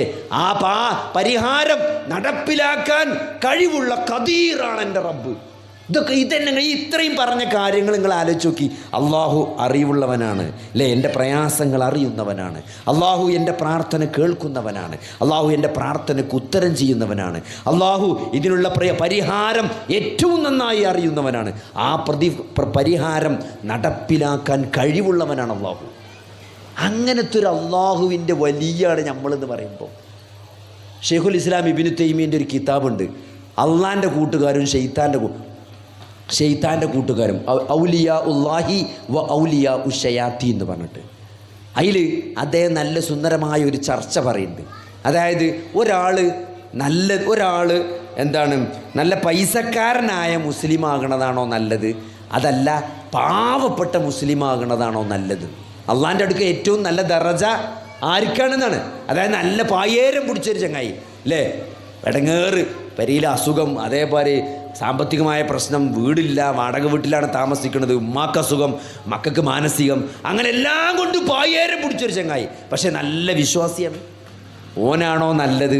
ഭയങ്കര പൈസക്കാരൻ, എല്ലാ ജാതി വണ്ടിയുണ്ട്, പൈസ പറക്ക. നിങ്ങൾ പള്ളിക്ക് പോയി ചോദിച്ചാലും പൈസ തരും, എന്തിനും പൈസ, എല്ലാത്തിനും അള്ളാൻ്റെ മാർഗത്തിൽ എത്രയും കൊടുക്കും. തഹജ്ജുദ് നിസ്കരിച്ച് നല്ല 1-ാം നമ്പർ മനുഷ്യൻ. ഏതാണ് പടച്ചോൻ്റെ അടുത്ത് ദറജ കൂടുതലുള്ള? ആർക്കാണ് പടച്ചോൻ്റെ അടുത്ത് ദറജ? ഈ പാവപ്പെട്ട മുസ്ലിമിനാണോ പൈസക്കാരനായ മുസ്ലിമിനാണോ എന്നാണ്. അതാണ് ചർച്ച.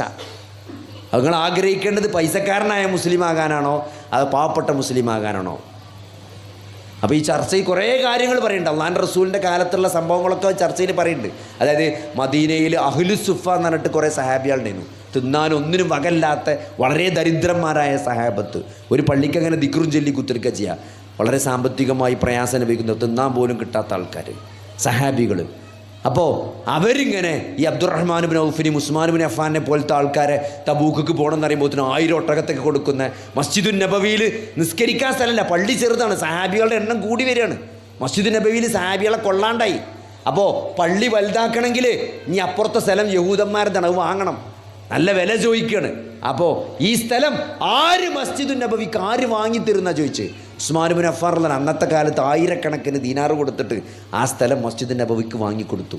ഇന്ന് മസ്ജിദുൻ നബവിയിൽ മഗ്‌രിബ് അസറൊക്കെ നിസ്കരിച്ച് കഴിഞ്ഞപ്പം ആ ഉസ്മാൻ ബിൻ അഫ്ഫാൻ വാങ്ങിക്കൊടുത്ത സ്ഥലത്ത് നിസ്കരിച്ച ആൾക്കാരുടെ കൂലി ഉസ്മാൻ അള്ളാഹുവിനെ രേഖപ്പെടുത്തപ്പെട്ടിട്ടുണ്ടാവും. നിങ്ങൾ ആലോചിക്കുക, എത്ര നിസ്കാരങ്ങൾ, എത്ര വലിയ ആൾക്കാരുടെ നിസ്കാരങ്ങൾ ഉസ്മാൻ ബിൻ അഫ്ഫാൻ്റെ പേരിൽ രേഖപ്പെടുത്തി കിട്ടണം. ആ സ്ഥലം കൊടുത്തുകൊണ്ടാണത് അല്ലേ?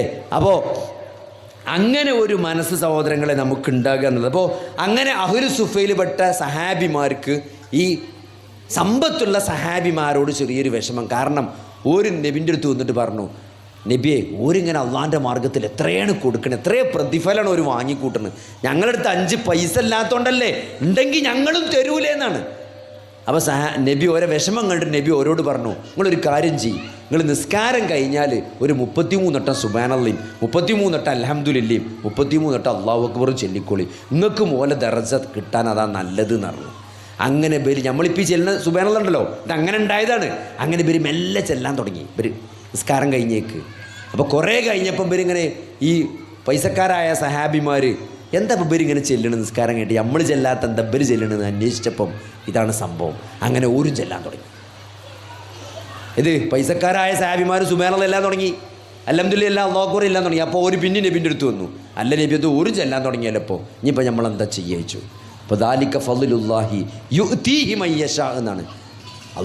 അള്ളാൻ്റെ ഫദ്ലാണ് പൈസ എന്നാണ്, അത് അള്ളാഹ് ഇഷ്ടമുള്ളവർക്ക് കൊടുക്കും.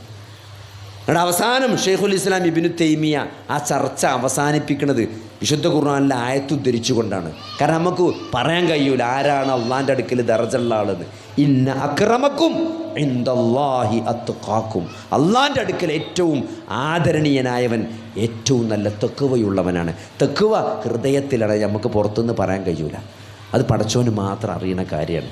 ആർക്കാണ് പടച്ചോൻ, ആരടുത്താണ് കൂടുതൽ തെക്കുവുള്ളത്, ആർക്കാണ് പടച്ചോനെ കൂടുതൽ സ്നേഹവും പേടിയും പ്രതീക്ഷയൊക്കെ ഉള്ളത് എന്നുള്ളത് പടച്ചോന് മാത്രമേ അറിയുള്ളൂ. അതുകൊണ്ട് നമുക്ക് ജഡ്ജ് ചെയ്യാൻ പറ്റില്ല.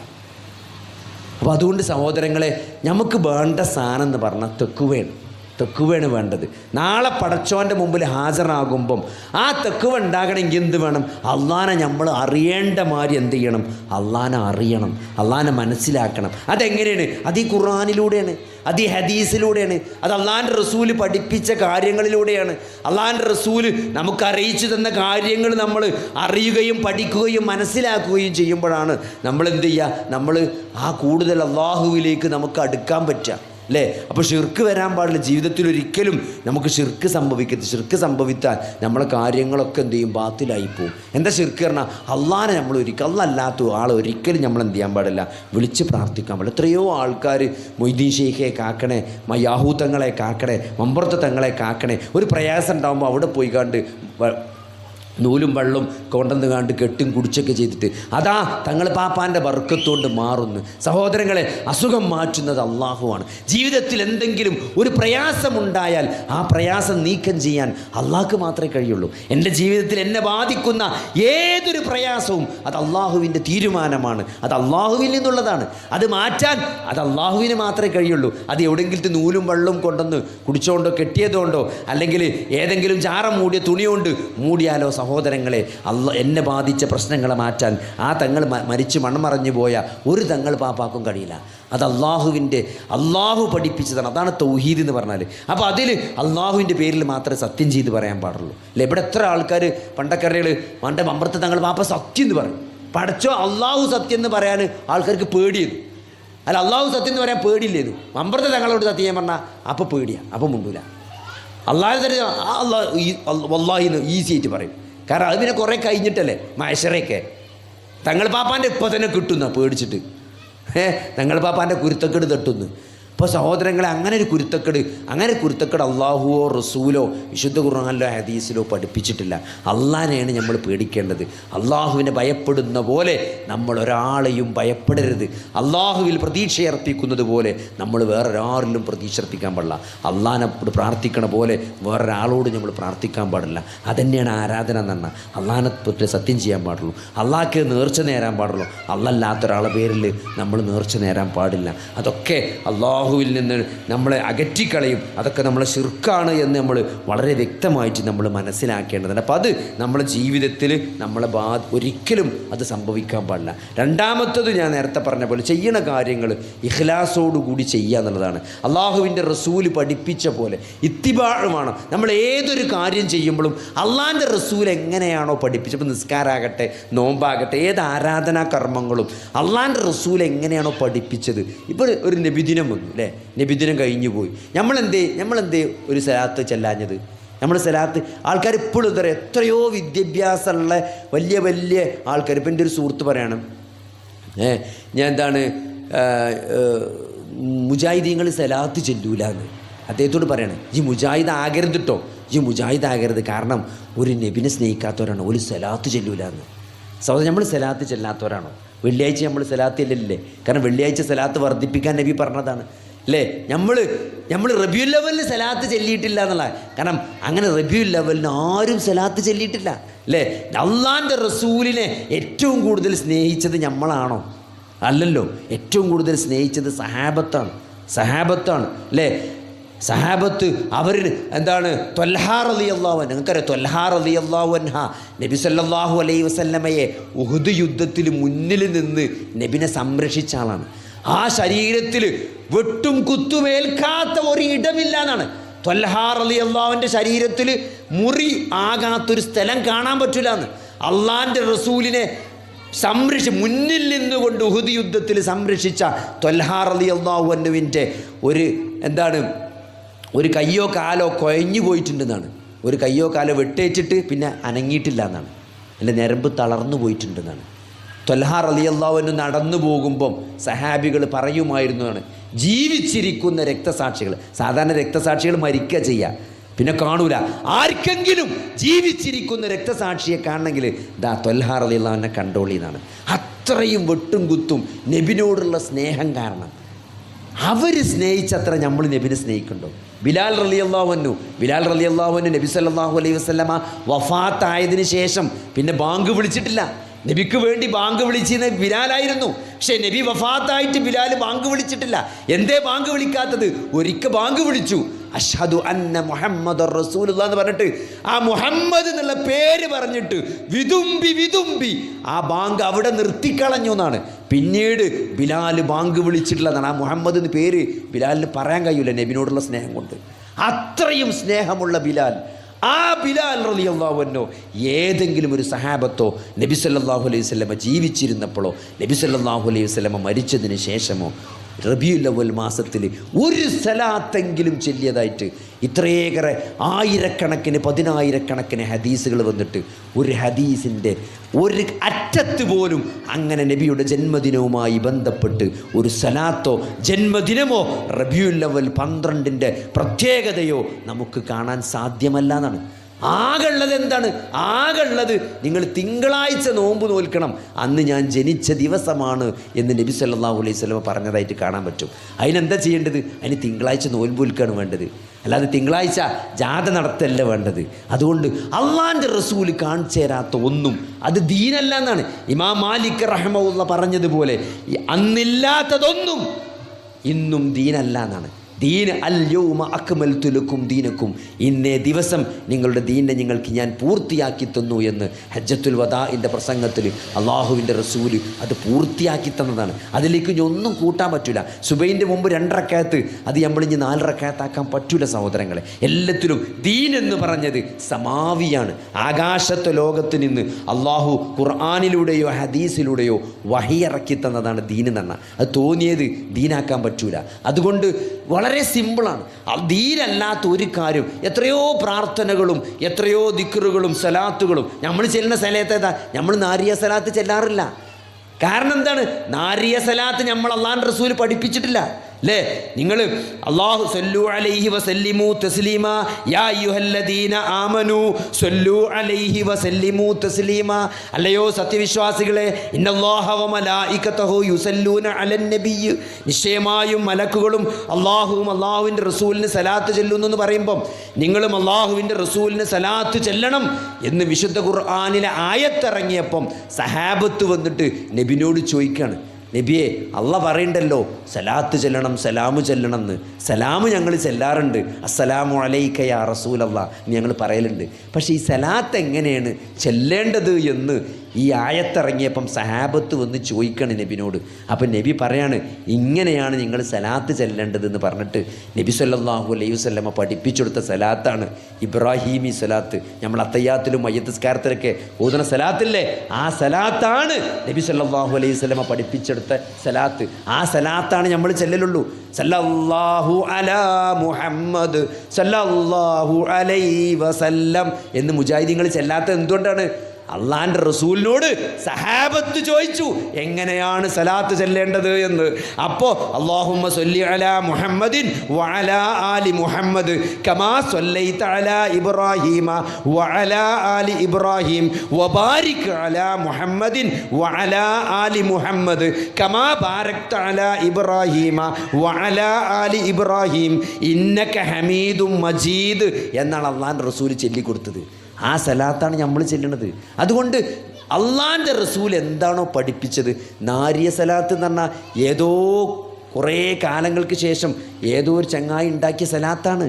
ആ സലാത്താണോ നമ്മൾ ചെല്ലേണ്ടത് സഹോദരങ്ങളെ? അത് അള്ളാൻ്റെ റസൂൽ സഹാബത്തിന് പഠിപ്പിച്ചെടുത്ത് ഓതിക്കൊടുത്ത് പഠിപ്പിച്ച സലാത്താണോ നമ്മൾ ചെല്ലേണ്ടത്? അതുകൊണ്ട് നമുക്ക് ആരോടും ഒരു ദേഷ്യമില്ല. ഇത് നമ്മൾ എന്തോ ഇത് വേറിട്ട് നിൽക്കാൻ വേണ്ടിക്കാണ്ട് മുജാഹിദീങ്ങൾ നെഞ്ഞത്ത് കയ്യിട്ടു എന്ന് പറയുന്നുണ്ട്. ഞങ്ങൾ അല്ല മാറി നിൽക്കാൻ വേണ്ടിയിട്ട് വ്യത്യസ്തമാകാൻ വേണ്ടിയിട്ടല്ല നമ്മൾ നെഞ്ഞത്ത് കെട്ടുന്നത്. സ്വദർ എന്നാണ് പറയല്ലേ. ചില ആൾക്കാർ ഇവിടെ കൊണ്ടുപോയി കെട്ടണം, അവിടെ നിന്ന് കിട്ടുന്നത് ശരിയല്ല എന്നാണല്ലേ അഭിപ്രായക്കാരനാണ് ഞാൻ. നമ്മൾ സ്വദറിൽ കെട്ടണം എന്നാണ് ഹദീസിലുള്ളത്. അപ്പോൾ ആ പള്ളമ്മൽ അല്ലെങ്കിൽ പറ്റ താഴത്ത് കെട്ടണമെന്ന് നമുക്ക് സ്വദറിന് അർത്ഥം വെക്കാൻ പറ്റൂല. അതുകൊണ്ടാണ് നമ്മൾ എന്ത് ചെയ്യണത്, അങ്ങനെ കൈ കെട്ടണം. അപ്പോൾ എന്ത് കാര്യം അള്ളാൻ്റെ റസൂൽ എന്താണോ കൽപ്പിച്ചത് അതാണ് ദീന്, അതാണ് നമ്മൾ ചെയ്യണത്. അതുകൊണ്ട് ആ ദീനനുസരിച്ച് ജീവിക്കുമ്പോഴാണ് സഹോദരങ്ങളെ നാളെ അള്ളാഹുവിൻ്റെ പ്രതിഫലം ഉണ്ടാകുക. കാരണം നാളെ ഔദുൽ കൗസറിൻ്റെ അടുത്തേക്ക് എല്ലാവരും വരുന്നതാണ്, മുസ്ലിങ്ങളൊക്കെ വരുന്നതാണ്. അപ്പോൾ നബി സല്ലല്ലാഹു അലൈഹി വസല്ലമ കുറേ ആൾക്കാരവിടുന്ന് ആട്ടിവിടുന്നതാണ്. ഫസുഹക്കൻ മാറിപ്പോകൂ എന്ന് അള്ളാൻ്റെ റസൂല് ഈ ഉമ്മത്തിനോട് പറയാൻ ആലോചിങ്ങൾ. അള്ളാൻ്റെ റസൂലിനോട് ഈ ഉമ്മത്തിനോട് അള്ളാൻ്റെ റസൂലിന് എത്ര സ്നേഹമുണ്ടായിരുന്നു എന്ന് റസൂലുള്ളാഹി സ്വല്ലല്ലാഹു അലൈഹി വസല്ലമയുടെ ജീവിതത്തിൽ നമുക്ക് മനസ്സിലാകും. ഒരൊറ്റ ആയത്ത് ഓതിക്കൊണ്ട് നബി സല്ലല്ലാഹു അലൈഹി വസല്ലമ നേരം പുലരുവോളം കരഞ്ഞു എന്നാണ്. നേരം വെളുക്കോളം അള്ളാൻ്റെ റസൂൽ ഒരൊറ്റ ആയത്ത് ഓതി കരഞ്ഞു എന്നാണ്. ഏതാണ്? പ്രവാചകരെ, നിങ്ങളെ നാം ഈ ഉമ്മത്തിന് സാക്ഷിയായി കൊണ്ടുവരും എന്ന ആയത്തോതി നബി അവിടെ നിർത്തിയതാണ്. പിന്നെ ആയത്തിൻ്റെ അപ്പുറത്തേക്ക് നബി ഓതണില്ല. ആ ആയത്തന്നെ ഓതി നൊളോളിച്ച് നേരം വെളുത്തു എന്നാണ്. ആലോചിച്ച് നോക്കി നിങ്ങൾ. നാളെ അള്ളാൻ്റെ റസൂലിനെ ഈ ഉമ്മത്തിനെ സാക്ഷിയാക്കിയിട്ട് നാളെ നബിനെ പരലോകത്ത് കൊണ്ടുവരുമെന്ന് പറഞ്ഞപ്പം ഈ ഉമ്മത്തിൻ്റെ കാര്യത്തിൽ നബി സല്ലല്ലാഹു അലൈഹി വസല്ലമയ്ക്ക് എത്ര സ്നേഹമുണ്ടായിരുന്നു അല്ലേ. 50 വക്ത് മീറാജിൻ്റെ രാത്രിയിൽ നിസ്കാരം കൊടുത്തപ്പം 9 നടത്തം അങ്ങോട്ടും ഇങ്ങോട്ടും നടന്നിട്ടാണ്. നിങ്ങൾ ആലോചിച്ച് നോക്കി, അത് 5 വക്താക്കിയത്. നിങ്ങൾക്ക് പറ്റുമോ? നമ്മൾ എന്തെങ്കിലും ഒരു സാധനം വില്ലേജ് ഓഫീസിൽ നിന്ന് ശരിയാക്കി കൊണ്ടുവന്നിട്ട് നമ്മളോട് പറഞ്ഞു ഒന്നുകൂടി പോയിട്ട് ശരിയാക്കണം എന്ന് പറഞ്ഞാലേ ഇജ്ജ് വേറെ ആളെ നോക്കറിയും, ഇജ്ജ് വേറെ ആളെ നോക്കിഞ്ഞാറ് 10 നടത്തം നടക്കുക എന്ന് പറഞ്ഞാൽ എന്താ സഹോദരങ്ങളെ? എന്തിനു വേണ്ടി ഇങ്ങോട്ട് വരും. അപ്പം മൂസാ നബി പറയും, പോരട്ടോ മുഹമ്മദെ, എൻ്റെ ഉമ്മത്തിന് കഴിയൂലട്ടോ. പിന്നെയും പോയി 5 ആക്കി. ഈ 5 തന്നെ നമുക്ക് വഹിക്കില്ല. ചില ആൾക്കാർ പറയും ചില ആൾക്കാർ ജോലിക്കൊക്കെ പോയാൽ പറയും ഓൻ നിസ്കരിച്ചാനേ നേരമുള്ളൂ പറയും. ഓൻ ദുഹറിനൊന്ന് പോവും, പിന്നെ നസറിന് പോവും, പിന്നെ മഗ്‌രിബിന് ഒന്ന് പോവും, പിന്നെ ഇശാക്കൊന്ന് പോവും, പിന്നെ സുബഹി ഒന്ന്, പിന്നെ അതിൻ്റെ ഒരു സുന്നത്തും ഒക്കെ കൂടി ആയിട്ട് പോകുന്ന നിസ്കരിച്ചാനേ നേരമുള്ളൂ പറയും. ഈ 5 വക്തിൻ്റെ കാര്യം. അപ്പോൾ 50 വക്തിൻ്റെ അവസ്ഥ എന്തേക്കാം അല്ലേ? തറാവി നിസ്കാരം എന്താണ്? തറാവിൻ്റെ വിഷയത്തിൽ എന്താ സംഭവിച്ചത്? അള്ളാൻ്റെ റസൂൽ ആകെ 2 ദിവസമാണ് പള്ളിക്കന്ന് തറാവി നിസ്കരിച്ചു ജമാഅത്തായിട്ട്. ഒരു ദിവസം നബി സ്വല്ലല്ലാഹു അലൈഹി വസല്ലം നിസ്കരിച്ചു. അപ്പോൾ പള്ളിക്കൽ എന്ത് ചെയ്തു? ആരും ഉണ്ടായിരുന്നില്ല. ഇശാ നിസ്കാരം കഴിഞ്ഞ് കുറച്ച് കഴിഞ്ഞേക്ക് നബി എന്ത് ചെയ്തു? വന്നിട്ട് നിസ്കരിച്ചു. അപ്പോൾ അവിടെ ആകെ കുറച്ച് അഹ്ലു സുഫൻ്റെ കുറച്ച് ആൾക്കാർ മാത്രമേ പള്ളിക്കലുള്ളൂ. ഒരു കൂടി ജമാഅത്ത് നിസ്കരിച്ചു. അന്ന് വാട്സപ്പും ഫേസ്ബുക്കും ഇൻ്റർനെറ്റും ഫോണും മൊബൈലൊന്നുമില്ല. എല്ലാവരും വിളിച്ച് മെസ്സേജ് അയക്കും, നബി നിസ്കരിച്ചിട്ടുണ്ടോ, എല്ലാവരും വണ്ടി എന്നോളി അറിയും. ഇതാവുന്നില്ല. പിന്നെ അങ്ങനെ ആൾക്കാർ അങ്ങാടിയിൽ നിന്ന് കണ്ടപ്പം പറഞ്ഞു, ഇന്നലെ നബി ഇശാ നിസ്കരിച്ച് കഴിഞ്ഞ് പോയിട്ട് പിന്നെയും വന്നുകാണ്ട് തറാവി നിസ്കരിച്ചിരിക്കണത്. അങ്ങനെ പിറ്റേന്ന് പള്ളിക്ക കുറച്ചും കൂടി തോന ആൾക്കാർ കേട്ടും കണ്ടൊക്കെ അറിഞ്ഞ് വന്ന് നിൽക്കുകയാണ്. അങ്ങനെ നബി സ്വല്ലല്ലാഹു അലൈഹി വസല്ലം വന്ന് ജമാഅത്തായി നിസ്കരിച്ചു. 3-ാമത്തെ ദിവസം പള്ളി ഫുള്ളാ. എല്ലാവരും അറിഞ്ഞു നബി തറാവി നിസ്കരിച്ചിട്ടുണ്ട് എന്നുള്ളത്. ഇശാക്ക് ശേഷം നബി ജമാഅത്തായിട്ട് തറാവി നിസ്കരിച്ചിട്ടുണ്ടെന്ന് എല്ലാവരും അറിഞ്ഞു. പള്ളി ഫുള്ളായി. നബി ഇശ കഴിഞ്ഞ് നബിൻ്റെ മസ്ജിദ് നബവിയിൽ പോയവർക്കറിയാം നബിൻ്റെ മിമ്പറും നബിൻ്റെ റൂമും തമ്മിൽ എത്ര വ്യത്യാസമാണ്. അടുത്തടുത്താണ്. ഒരാൾ പോയി നോക്കിയില്ല. വാതിൽ മുട്ടി നബിയെ ഞങ്ങൾ നിസ്കരിച്ചാൽ റെഡി ആയിക്കണമെന്ന് പറഞ്ഞില്ല. സുബൈക്ക് നബി ഇങ്ങനെ സുബൈ നിസ്കരിച്ചാൽ വന്നപ്പോണ്ട് ആൾക്കാർ ഉറങ്ങിയും തൂങ്ങി ഇങ്ങനെ കുത്തിരിക്കണം പള്ളിക്ക്. എല്ലാവരും പള്ളി ഫുള്ളാ. എന്താ ഇപ്പോൾ ചോദിച്ചു? അല്ല നിങ്ങൾ തറാവിക്ക് വരും വിചാരിച്ച് നിൽക്കണം ഞങ്ങൾ. ഞാനേ മനഃപൂർവ്വം വരാമെന്നാണ്. കാരണം നിങ്ങൾ ആവേശമൊക്കെ കൂടി കണ്ടപ്പോൾ എനിക്കൊരു പേടി, പടച്ചോതെങ്ങാൻ നിർബന്ധമാക്കിയാലോ ഇങ്ങൾക്ക് നിസ്കരിച്ചാൻ പറ്റും, ഇനി വരാനുള്ള എൻ്റെ ഉമ്മത്തിനെ നിസ്കരിച്ചാൻ കഴിയൂല എന്ന് പറഞ്ഞു. അതുകൊണ്ടാണ് ഞാൻ വരാത്തത്. ആർക്ക്? ഞമ്മക്ക് നിസ്കരിച്ചാൻ വയ്ക്കൂല എന്ന് പേടിച്ചിട്ടാണ് അള്ളാൻ്റെ റസൂൽ തറാവിക്ക് വരാമെന്ന് 3-ാമത്തെ ദിവസം. നിങ്ങൾ ആലോചിച്ച് നോക്കി. നമ്മളോടുള്ള സ്നേഹമാണ്. അങ്ങനെ ഉമ്മത്തിനെ സ്നേഹിച്ച അള്ളാഹുവിൻ്റെ റസൂല് നാളെ ഹൗദുൽ കൗസറിൻ്റെ വക്കത്ത് വെച്ചിട്ട് പൊയ്ക്കോളി ഇടാന്ന് ചില ആൾക്കാരോട് പറയുന്നതാണ്. മാറിപ്പോകും ഫസുഹക്കൻ എന്ന് പറയും. ആരോടാണ്? എൻ്റെ മരണം എനിക്ക് ശേഷം എൻ്റെ ദീനിൽ ഈ മതത്തിലില്ലാത്തത് പുതുതായി കടത്തിക്കൂട്ടിയ ആളുകൾ അവിടുന്ന് ആട്ടിവിടുന്നാണ്. അതുകൊണ്ട് അള്ളാൻ്റെ റസൂല് കാണിച്ചു തരാത്തൊരു ഇബാദത്തും ഒരു ചര്യയും നമ്മൾ ജീവിതത്തിൽ കൊണ്ടടക്കരുത്. എത്രയോ പഠിപ്പിച്ച എത്രയോ നിസ്കാരങ്ങളും ദിക്റുകളും ദുആകളും എത്രങ്ങാനുണ്ട് സഹോദരങ്ങളെ. അതെന്നെ ചെയ്താൽ തീരൂല. അതുകൊണ്ട് നമ്മൾ ചെയ്യുമ്പോൾ അള്ളാൻ്റെ റസൂല് പഠിപ്പിച്ച കൃത്യമായ മാർഗദർശനമുള്ള വഹിയുള്ള ഹദീസും ഖുർആനും കൊണ്ട് സ്ഥിരപ്പെട്ട കാര്യങ്ങൾ ചെയ്യാൻ നമ്മൾ പരമാവധി ശ്രമിക്കുക എന്നുള്ളതാണ്. പിന്നെ ദുനിയാവിനെ സംബന്ധിച്ചിടത്തോളം ദുനിയാവ് എന്ന് പറഞ്ഞാൽ അത് ഒരു വഞ്ചനയുടെ ചരക്കാണ്. അത് നമ്മളെങ്ങനെ കബളിപ്പിച്ച് കൊണ്ടേ അത് മുന്നോട്ട് പോകും. ഒരാളും ദുനിയാവിൻ്റെ കാര്യത്തിൽ പൂർണ്ണമായി സംതൃപ്തനാകാൻ കഴിയില്ല. ദുനിയാവ് അങ്ങനെയാണ്. അതുകൊണ്ടാണ് ഇത് വഞ്ചിക്കുമെന്ന് പറഞ്ഞത്. അത് വഞ്ചനാ ചരക്കാണെന്ന് പറഞ്ഞത് എന്തുകൊണ്ടാണ്? അതുകൊണ്ട് ഒരാൾക്ക് ഹാപ്പി ആകാൻ പറ്റൂല. നമ്മൾ വിചാരിച്ചെന്താണ്, ഇപ്പോൾ ചില ആൾക്കാർ പറയും ഞാൻ എൻ്റെ ഒരു കച്ചവടമുണ്ട്, ചെറിയൊരു കച്ചവടമുണ്ട്, അതൊന്ന് നന്നായ ഇൻഷാ അല്ലാ അതൊരു ലാഭം കിട്ടി അത്യാവശ്യം ആയാൽ ഞാൻ എൻ്റെ പരിപാടിയൊക്കെ നിർത്തി, ഞാൻ കറക്റ്റ് നിസ്കാരത്തിന് വരും, ഞാൻ ഉംറക്ക് ഹജ്ജിനൊക്കെ ഞാൻ ഉണ്ടാവും, ഞാൻ വളരെ സജീവയിക്കാരെന്നാണ്. ഒരു കുന്തുണ്ടാവില്ല. ആ പീടിയുടെ നന്നായ എന്ത് ചെയ്യും? എടക്കരങ്ങാടിയിലെ പീടിയ നന്നായ ചുങ്കത്തറങ്ങാടിയിൽ പീടി തുടങ്ങും. ചുങ്കത്തറങ്ങാടിയിലെ പീടിയ നന്നായ നിലമ്പൂരങ്ങാടിയിൽ ഓൻ്റെ പീടി തുടങ്ങും. നിലമ്പൂരങ്ങാടിയിൽ പീടി എന്നാവും മഞ്ചേരിക്ക് ഇറങ്ങും. മഞ്ചേരി ഉണ്ടായവനോ കൊണ്ടോട്ടിക്ക് പോകും. മഞ്ചേരിയും കൊണ്ടോട്ടിയും ചുങ്കത്തറയൊക്കെ ഉസാറായ ഓൻ ദുബായിൽ ഷോപ്പിടും. ഓനെ തീരെ കിട്ടൂല നിങ്ങൾക്ക്. അതാണ് ദുന്യാവിൻ്റെ അവസ്ഥ. ദുന്യാവോടെ നിൽക്കാൻ വയ്ക്കൂല. ആദമിൻ്റെ മക്കൾക്ക് സ്വർഗത്തിൻ്റെ ഒരു താഴ്വര കൊടുത്താലേ അടുത്ത ചോദ്യം തരവ് രണ്ടാമത്തെ തോടെ എന്നാ ചോദിച്ച. രണ്ടാമത്തെ തോട് ഒരു കഥ ഉണ്ട്. ഒരു രാജാവ് ചോദിക്കേണ്ട ഒരു സ്ഥലം നാട്ടിൽ വന്നിട്ട് ഇവിടെ ഏറ്റവും സമാധാനമുള്ള മനുഷ്യൻ ആരാന്ന് ചോദിക്കും. അപ്പോൾ എന്തിനേക്കും? ഓൻ്റെ സമാധാനം കെടുത്തി തരാമെന്നാണ്. സമാധാനം കെടുത്തി കാണിച്ചു തരാൻ. അപ്പോൾ ഒരാളെ കാണിച്ചു കൊടുക്കും. ഇയാളാണ് ഈ നാട്ടിലെ എന്തുണ്ടായാലും കുലുങ്ങാത്ത സമാധാനമുള്ളൊരു മനുഷ്യൻ. ഇയാൾക്ക് ഉറക്കം നഷ്ടപ്പെടലിലൊക്കെ ഇയാൾ ഹാപ്പിയാണ്. അങ്ങനെ ഓൻ്റെ പെരൻ്റെ വാതിലൊക്കെ കൊണ്ടുപോയിക്കാണ്ട് ഒരു സ്വർണത്തിൻ്റെ കിജ്ജ് കൊണ്ടുപോയിട്ടു. അത് തുറന്ന് വെക്കും. അങ്ങനെ കെട്ടി തുറന്ന് വെച്ചൊരു കിജ്ജ്. അങ്ങനെ ഈ സാധു രാവിലെ നീച്ച് നോക്കുമ്പോണ്ട് ഒരു കിജ്ജ് തുറന്നിട്ടേക്കുക. നോക്കുമ്പോൾ 99 സ്വർണ്ണ നാണയം. അപ്പോൾ അയാൾ എന്താ വിചാരിച്ചറിയങ്ങൾ? ഒന്ന് പാരെടുത്തുകളല്ലോ. ആരെപ്പോൾ ഒന്നെടുത്ത് ഇപ്പോൾ ഇത് തുറന്ന് കിടക്കാനുള്ളത്. അങ്ങനെ ഈ സാധുവിന് ഒരു പരിപാടി നടക്കില്ല. ഇതിങ്ങനെ ആലോചിച്ചിട്ട് ഉറക്കൂല. അങ്ങനെ ഒരാഴ്ച കഴിഞ്ഞിട്ട് രാജാവ് ആളെ പറഞ്ഞയച്ചു എന്തായി. അപ്പോൾ ഉറക്കല്ലാതെ കുത്തിരിക്കാന്ന് പറഞ്ഞു. ആ ഒന്ന് ഇവിടെ പോയത് എന്നാണ് ഇപ്പോൾ എൻ്റെ പ്രശ്നം. അതായത് മനുഷ്യൻ്റെ അവസ്ഥയാണ്, നമ്മളെ അവസ്ഥയാണിത്. അപ്പോൾ അതുകൊണ്ട് ദുനിയാവിൻ്റെ കാര്യത്തിൽ മനുഷ്യൻ അങ്ങനെയാണ്. അപ്പോൾ അതിൽ നിന്ന്, ആ മാനസികാവസ്ഥയിൽ നിന്ന് ആർക്ക് രക്ഷപ്പെടാൻ പറ്റുമോ? ദുനിയാവ് വേണ്ടെന്നല്ല, ആഖിറത്ത് നഷ്ടപ്പെട്ട നിങ്ങൾ ജീവിതത്തിലെ ഏറ്റവും വലിയൊരു പരീക്ഷണം എന്ന് പറഞ്ഞാൽ നമ്മൾ ഏറ്റവും കൂടുതൽ മനസ്സിലാക്കേണ്ട ഒരു കാര്യം തരങ്ങൾ, അള്ളാഹു നമുക്ക് ചെയ്തു തന്ന ഏറ്റവും വലിയൊരു അനുഗ്രഹം തരുക. ഏത് പ്രതിസന്ധിയിലും പ്രയാസത്തിലും അള്ളാഹുവിന് നന്ദി കാണിക്കാനുള്ളൊരു മനസ്സ് കിട്ടുക പറഞ്ഞാൽ അതാണ് ഈ ലോകത്തിൽ കിട്ടാവുന്ന വെച്ചാൽ ഏറ്റവും വലിയ അനുഗ്രഹം എന്ന് പറഞ്ഞാൽ. അപ്പോൾ ഞാനൊരു അറബിനെ നമ്മളെ നാട്ടിൽ നിന്ന് ഈ പണ്ടത്തെ കാലത്ത് അറബിയാൾ വന്ന് കെട്ടിക്കൊണ്ടുപോകാറില്ലേ? അറബിയാൾ വന്ന് കെട്ടിക്കൊണ്ടുപോയ ഒരു പെണ്ണുണ്ട്. നമ്മളെ നാട്ടിൽ നിന്ന് കെട്ടിക്കൊണ്ടുപോയതാണ്. അപ്പോൾ നമ്മൾ സൗദിയിൽ പോയപ്പം അതിൻ്റെ വീട്ടിലേക്ക് പോയി. നമ്മളെ നാട്ടിൽ നിന്ന് പോയ ഒരു സ്ത്രീയാണ്. അപ്പോൾ ഒരാൾ പരിചയപ്പെടുത്തി തന്നപ്പം അദ്ദേഹത്തിൻ്റെ ഭർത്താവ് ഒരു അറബിയാണ്. അദ്ദേഹം സ്ട്രോക്കായിട്ട് ഇപ്പോൾ കുറച്ച് രോഗിയായിട്ട് നിൽക്കുകയാണ്. അപ്പോൾ ഒന്ന് പോയി കാണാമെന്ന് പറഞ്ഞു. കാരണം മലയാളിനെ കല്യാണം കഴിച്ച അറബിയാണല്ലോ, അപ്പോൾ കാണാനൊരാഗ്രഹം. അപ്പോൾ അവിടെ ചെന്നപ്പം അദ്ദേഹം പറഞ്ഞ ഒരു കാര്യം, അദ്ദേഹം സംസാരിച്ചപ്പോൾ അദ്ദേഹം പങ്കുവെച്ചത് നമ്മൾ മനസ്സിലാക്കാത്ത ഒരു കാര്യം, നമ്മൾ എല്ലാവരും മനസ്സിലാക്കേണ്ട ഒരു പോയിൻ്റാണ്. ആ സ്ട്രോക്ക് വന്നതിലോ ഒന്നിലുമായ അദ്ദേഹത്തിന് ഒരു പ്രയാസമോ ഒരു വിഷമോ സങ്കടമല്ല. അദ്ദേഹം പറഞ്ഞൊരു പോയിൻ്റ് എന്താ പറയുക, സ്ട്രോക്ക് വന്നിപ്പോൾ ഞാൻ നടക്കാം, ഇങ്ങനെ ഒരു വടിയും കുത്തിയിട്ടാണ് നടക്കണത്.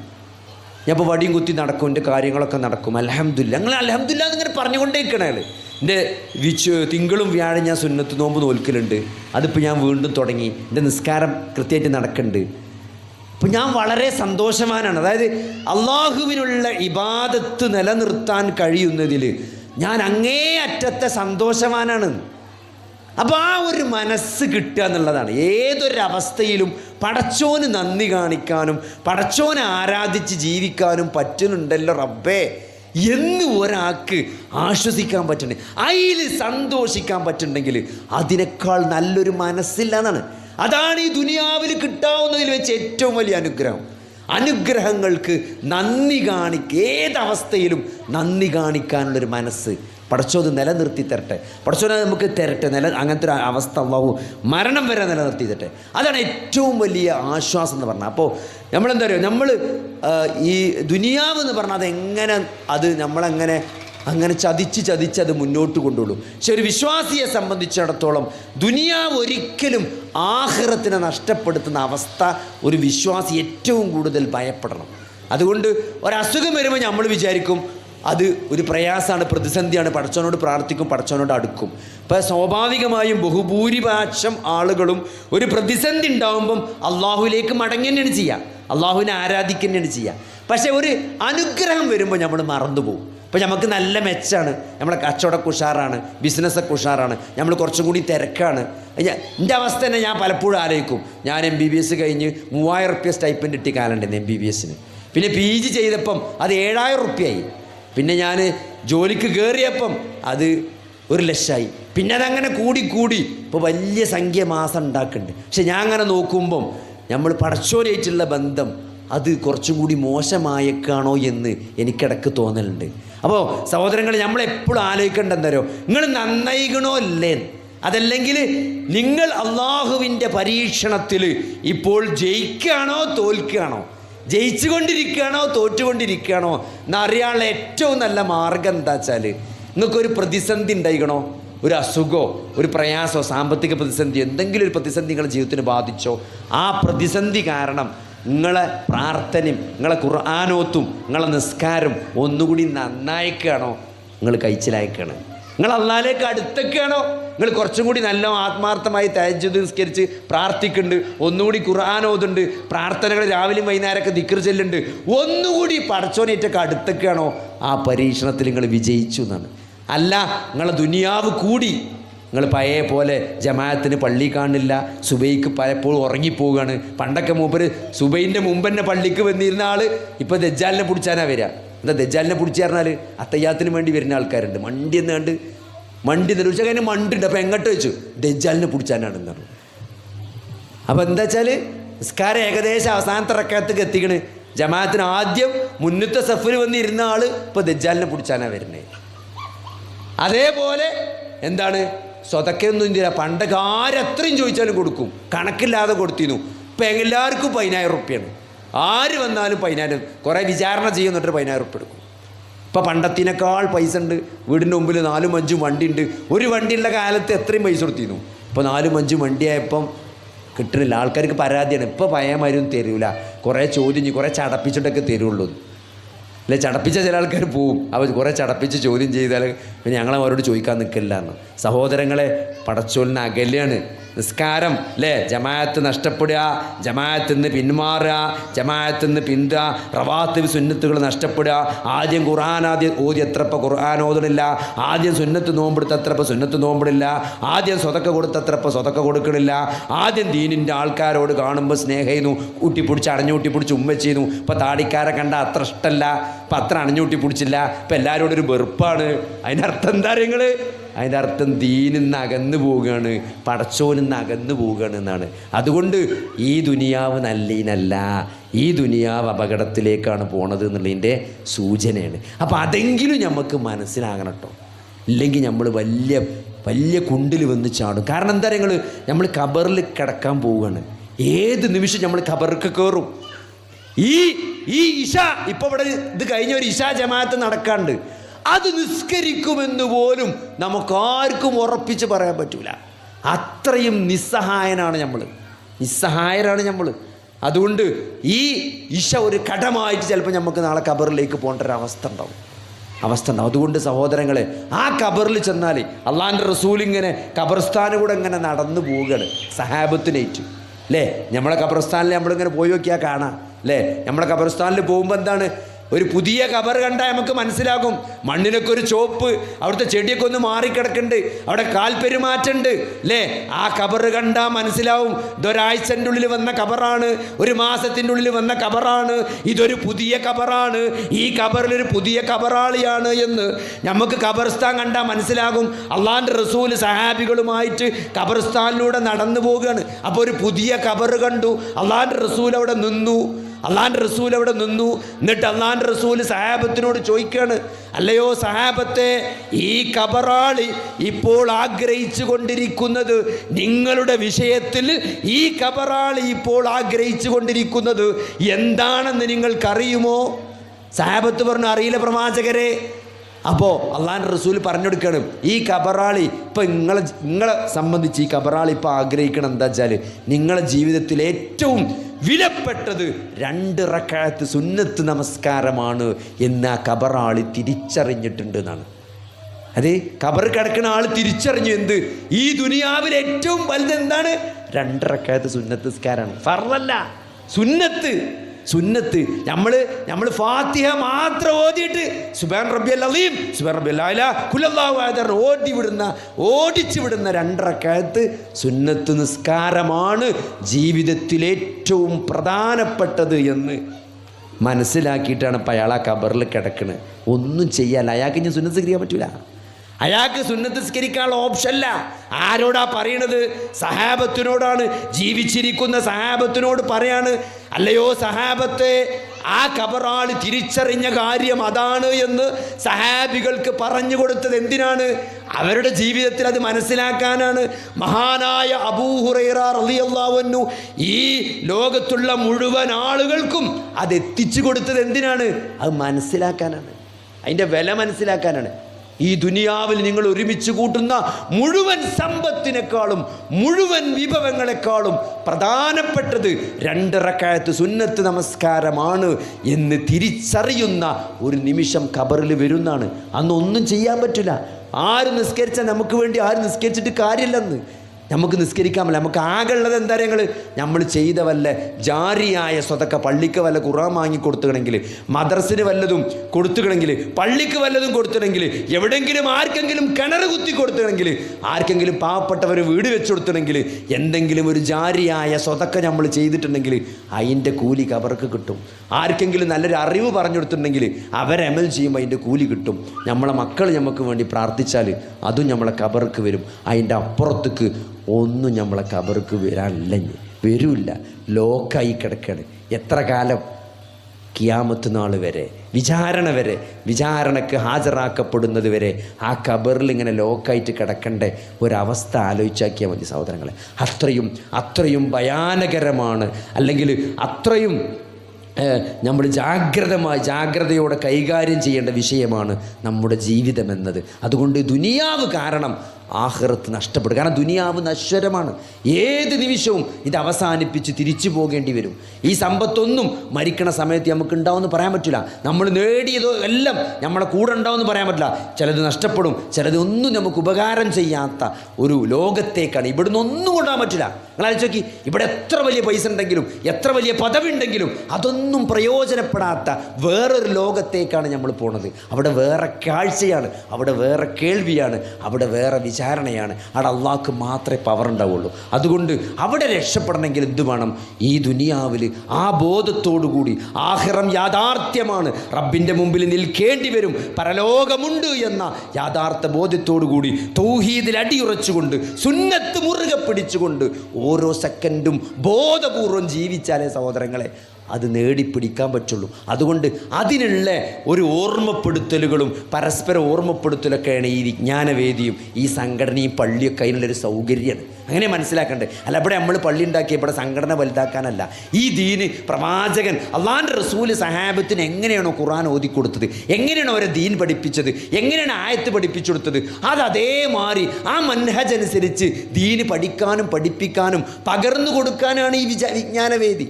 ഈ വിജ്ഞാനവേദിയും ഐക്യതൊക്കെ അതാണ് സഹോദരങ്ങളെ.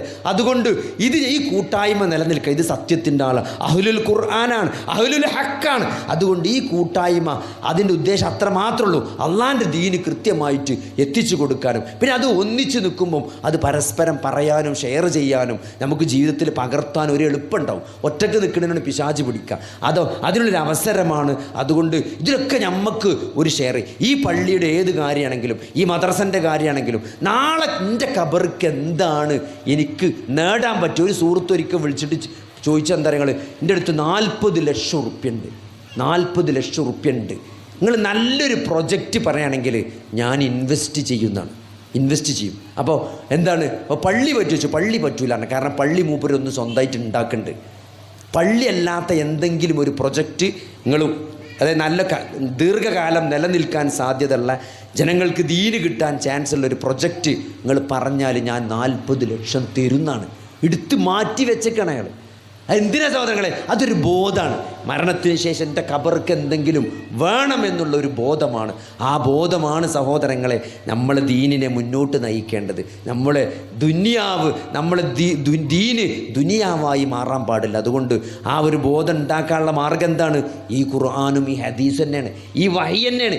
ആ വഹിയാണ് അറബികളെ മാറ്റിയത്, ആ കാട്ടറബികളെ മാറ്റിയത് ഖുർആനും ഹദീസുമായ ആ വഹിയാണ്.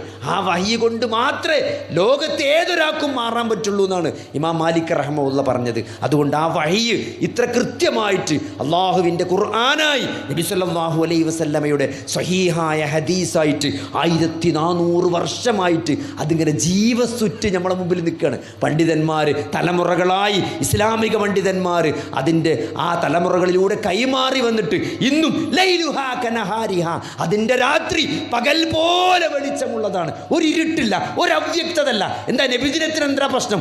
എന്താ പ്രശ്നം? അള്ളാന്റെ റസൂൽ ആചരിച്ചിട്ടില്ല, സഹാബത്ത് ആചരിച്ചിട്ടില്ല, ഖുലഫാഉർ റാഷിദുകൾ ആചരിച്ചിട്ടില്ല. ഇസ്ലാമിന് അതിൽ യാതൊരു ചര്യയും അള്ളാഹുവിൻ്റെ റസൂലിൻ്റെ ബർത്ത്ഡേയുമായിട്ട് ബന്ധപ്പെട്ട് ഇസ്ലാമിക ചരിത്രത്തിൽ കാണാൻ സാധ്യമല്ല എന്നുള്ള അതന്നെ അത്രയും കൃത്യമായ ദീനാണ് അള്ളാഹു സുബ്ഹാനഹു വ തആല ഇത്രയും 1400 വർഷമായിട്ട് നമ്മളെ മുമ്പിൽ നിലനിർത്തിക്കുന്നത്. അതുകൊണ്ട് അതറിയുക, പഠിക്കുക, മനസ്സിലാക്കുക, അതനുസരിച്ച് ജീവിക്കുക. അതിന് ചെറിയ പ്രയാസമൊക്കെ ഉണ്ടാവും. നമ്മളെ ആൾക്കാർ കളിയാക്കും അല്ലേ? നമ്മൾ ഹിജാബ് ഇട്ടിട്ട് ഒരു പെൺകുട്ടി, മക്കനിട്ടൊരു പെൺകുട്ടി സ്കൂളിലേക്ക് വരണമെന്ന് നിർബന്ധം പിടിക്കുക അല്ലേ? നിങ്ങൾ ആലോചിക്കുക, എന്താണ് അതിൽ വർഗീയത ഉള്ളത് അല്ലേ? നിങ്ങൾ വളരെ സാധാരണ ഒരു മനുഷ്യൻ്റെ ബുദ്ധി കൊണ്ട് ആലോചിച്ച ഒരു മുസ്ലിം പെൺകുട്ടി പറയാണ് ഞാൻ തട്ടിട്ടിട്ടേ സ്കൂൾക്ക് വരുള്ളൂ എന്ന് പറയാം. അപ്പോൾ ഒരു ക്രിസ്ത്യൻ മാനേജ്മെൻറ്റ് പറയാണ് തട്ടിട്ടിട്ട് ഈ സ്കൂൾക്ക് വരാൻ പാടില്ല എന്ന്. അതിലേതാ വർഗീയത? അതിലേതാണ് വർഗീയത? അതുപോലും തലതിരിച്ച് ആളുകൾ മനസ്സിലാക്കുന്ന ഒരു സാമൂഹ്യ ചുറ്റുപാടുകളിലേക്ക് നാം എത്തി എന്നുള്ളതാണ്. അതുകൊണ്ട് എന്താ മാർഗം സഹോദരങ്ങളെ? ദീന് മുറുകെ പിടിക്കണം എന്നാണ്. ദീന് മുറുകെ, അതിലൊരു നഷ്ടം വരില്ല. കാരണം അവസാന കാലം വരുമ്പോൾ ദീന് പിടിക്കുക എന്നുള്ളത് ഉള്ളം കയ്യിൽ തീക്കരൽ പിടിക്കണ പോലെ ഇരിക്കുന്നതാണ്. അത്രയും പ്രയാസം ഉണ്ടാവുന്നതാണ്. അന്ന് മംഗളം, അന്ന് അള്ളാഹുവിൻ്റെ റസൂൽ പറയാണ്, അന്ന് ഒരാൾക്ക് 50 ആളുടെ പ്രതിഫലം ഉണ്ടാകും സഹാബത്തെ എന്ന് സഹാബികളോട് അള്ളാഹുവിൻ്റെ റസൂൽ പറയാണ്. നിങ്ങളാച്ചി അവസാന കാലത്ത്, ഫിത്നയുടെ കാലത്ത് ദീന് മുറുകെ പിടിക്കണമെങ്കിൽ നല്ല പ്രയാസമുള്ളൊരു കാലം വരും. അന്ന് ദീന് മുറുകെ പിടിക്കുന്ന ആളുകൾക്ക് 50 ആളുകളുടെ പ്രതിഫലമുണ്ട് എന്ന് അള്ളാഹുവിൻ്റെ റസൂല് സഹാബത്തിനോട് പറഞ്ഞപ്പം സഹാബത്ത് തിരിച്ചു ചോദിച്ചൊരു ചോദ്യമുണ്ട്. എന്താ നിങ്ങൾ ഞങ്ങളിൽപ്പെട്ട 50 ആണോ അവരിൽപ്പെട്ട 50 ആണോ എന്ന്? അള്ളാഹുവിൻ്റെ റസൂൽ കൊടുത്ത മറുപടി എന്താ പറയുക? നിങ്ങളിൽപ്പെട്ട 50 ആൾ എന്നാണ്. നിങ്ങളിൽപ്പെട്ട 50 ആൾ. 50 സഹാബികളുടെ പ്രതിഫലമാണ് ഒരു വിശ്വാസിക്ക് ഫിത്നയുടെ കാലത്ത് ദീന് മുറുകെ പിടിച്ചാൽ കിട്ടാൻ പോണ്. അതുകൊണ്ട് ദീൻ അറിയണം, പഠിക്കണം, മനസ്സിലാക്കണം, അത് പ്രബോധനം ചെയ്യണം, അത് പറയേണ്ടിടത്ത് പറയണം അല്ലേ? അത് വമൻ അഹ്സനു ഖൗലൻ മിമ്മൻ ദഅ ഇലല്ലാഹി വഅമില സ്വാലിഹൻ വഖാല ഇന്നനി മിനൽ മുസ്ലിമീൻ അല്ലേ? സൽക്കർമ്മങ്ങൾ ചെയ്യുകയും അള്ളാഹുവിലേക്ക് ക്ഷണിക്കുകയും സൽക്കർമ്മങ്ങൾ ചെയ്യുകയും ഞാൻ മുസ്ലിമാണെന്ന് പ്രഖ്യാപിക്കുകയും, പ്രഖ്യാപിക്കേണ്ടിടത്ത് തൊള്ള കൊണ്ട് പറയേണ്ടിടത്ത്, എഴുതേണ്ടിടത്ത് ജീവിച്ച് കാണിച്ചു കൊടുക്കേണ്ട സ്ഥലത്ത് ജീവിച്ച് കാണിച്ചു കൊടുത്ത് അവനേക്കാൾ നല്ലവൻ ആരുണ്ട് എന്ന് ഈ പ്രപഞ്ചത്തിൻ്റെ സൃഷ്ടാവ്, ഈ മനുഷ്യനെ സൃഷ്ടിച്ച അള്ളാഹു സുബ്ഹാനഹു വ തആല ചോദിക്കുമ്പം അതിനേക്കാൾ വലിയ സർട്ടിഫിക്കറ്റ് വേറെ ആരുതാണ് സഹോദരങ്ങളെ? അതുകൊണ്ട് ഇവിടെ ആരെങ്കിലും എന്തെങ്കിലും കാട്ടി പേടിപ്പിച്ചാലൊന്നും പേടിക്കുന്നവനല്ല സത്യവിശ്വാസി. ഇത് അള്ളാഹുവിൻ്റെ ഭൂമിയാണ്, ഇത് അള്ളാഹുവിൻ്റെ ലോകമാണ്. ഈ ആലമുകളുടെയും സർവ്വലോക രക്ഷിതാവ് അള്ളാഹു സുബ്ഹാനഹു വ തആലയാണ് എന്ന് ജീവിതത്തിൽ എത്രയോ നേരം പ്രഖ്യാപിക്കുന്നവനാണ് ഒരു വിശ്വാസി. അതുകൊണ്ട് ദീന് പഠിക്കണം, മനസ്സിലാക്കണം, അത് പ്രബോധനം ചെയ്യണം, അത് കുട്ടികൾക്കും മക്കൾക്ക് കൃത്യമായിട്ട് പഠിപ്പിച്ചു കൊടുത്ത് അത് പ്രാക്ടീസ് ചെയ്ത് മുന്നോട്ട് പോവുക.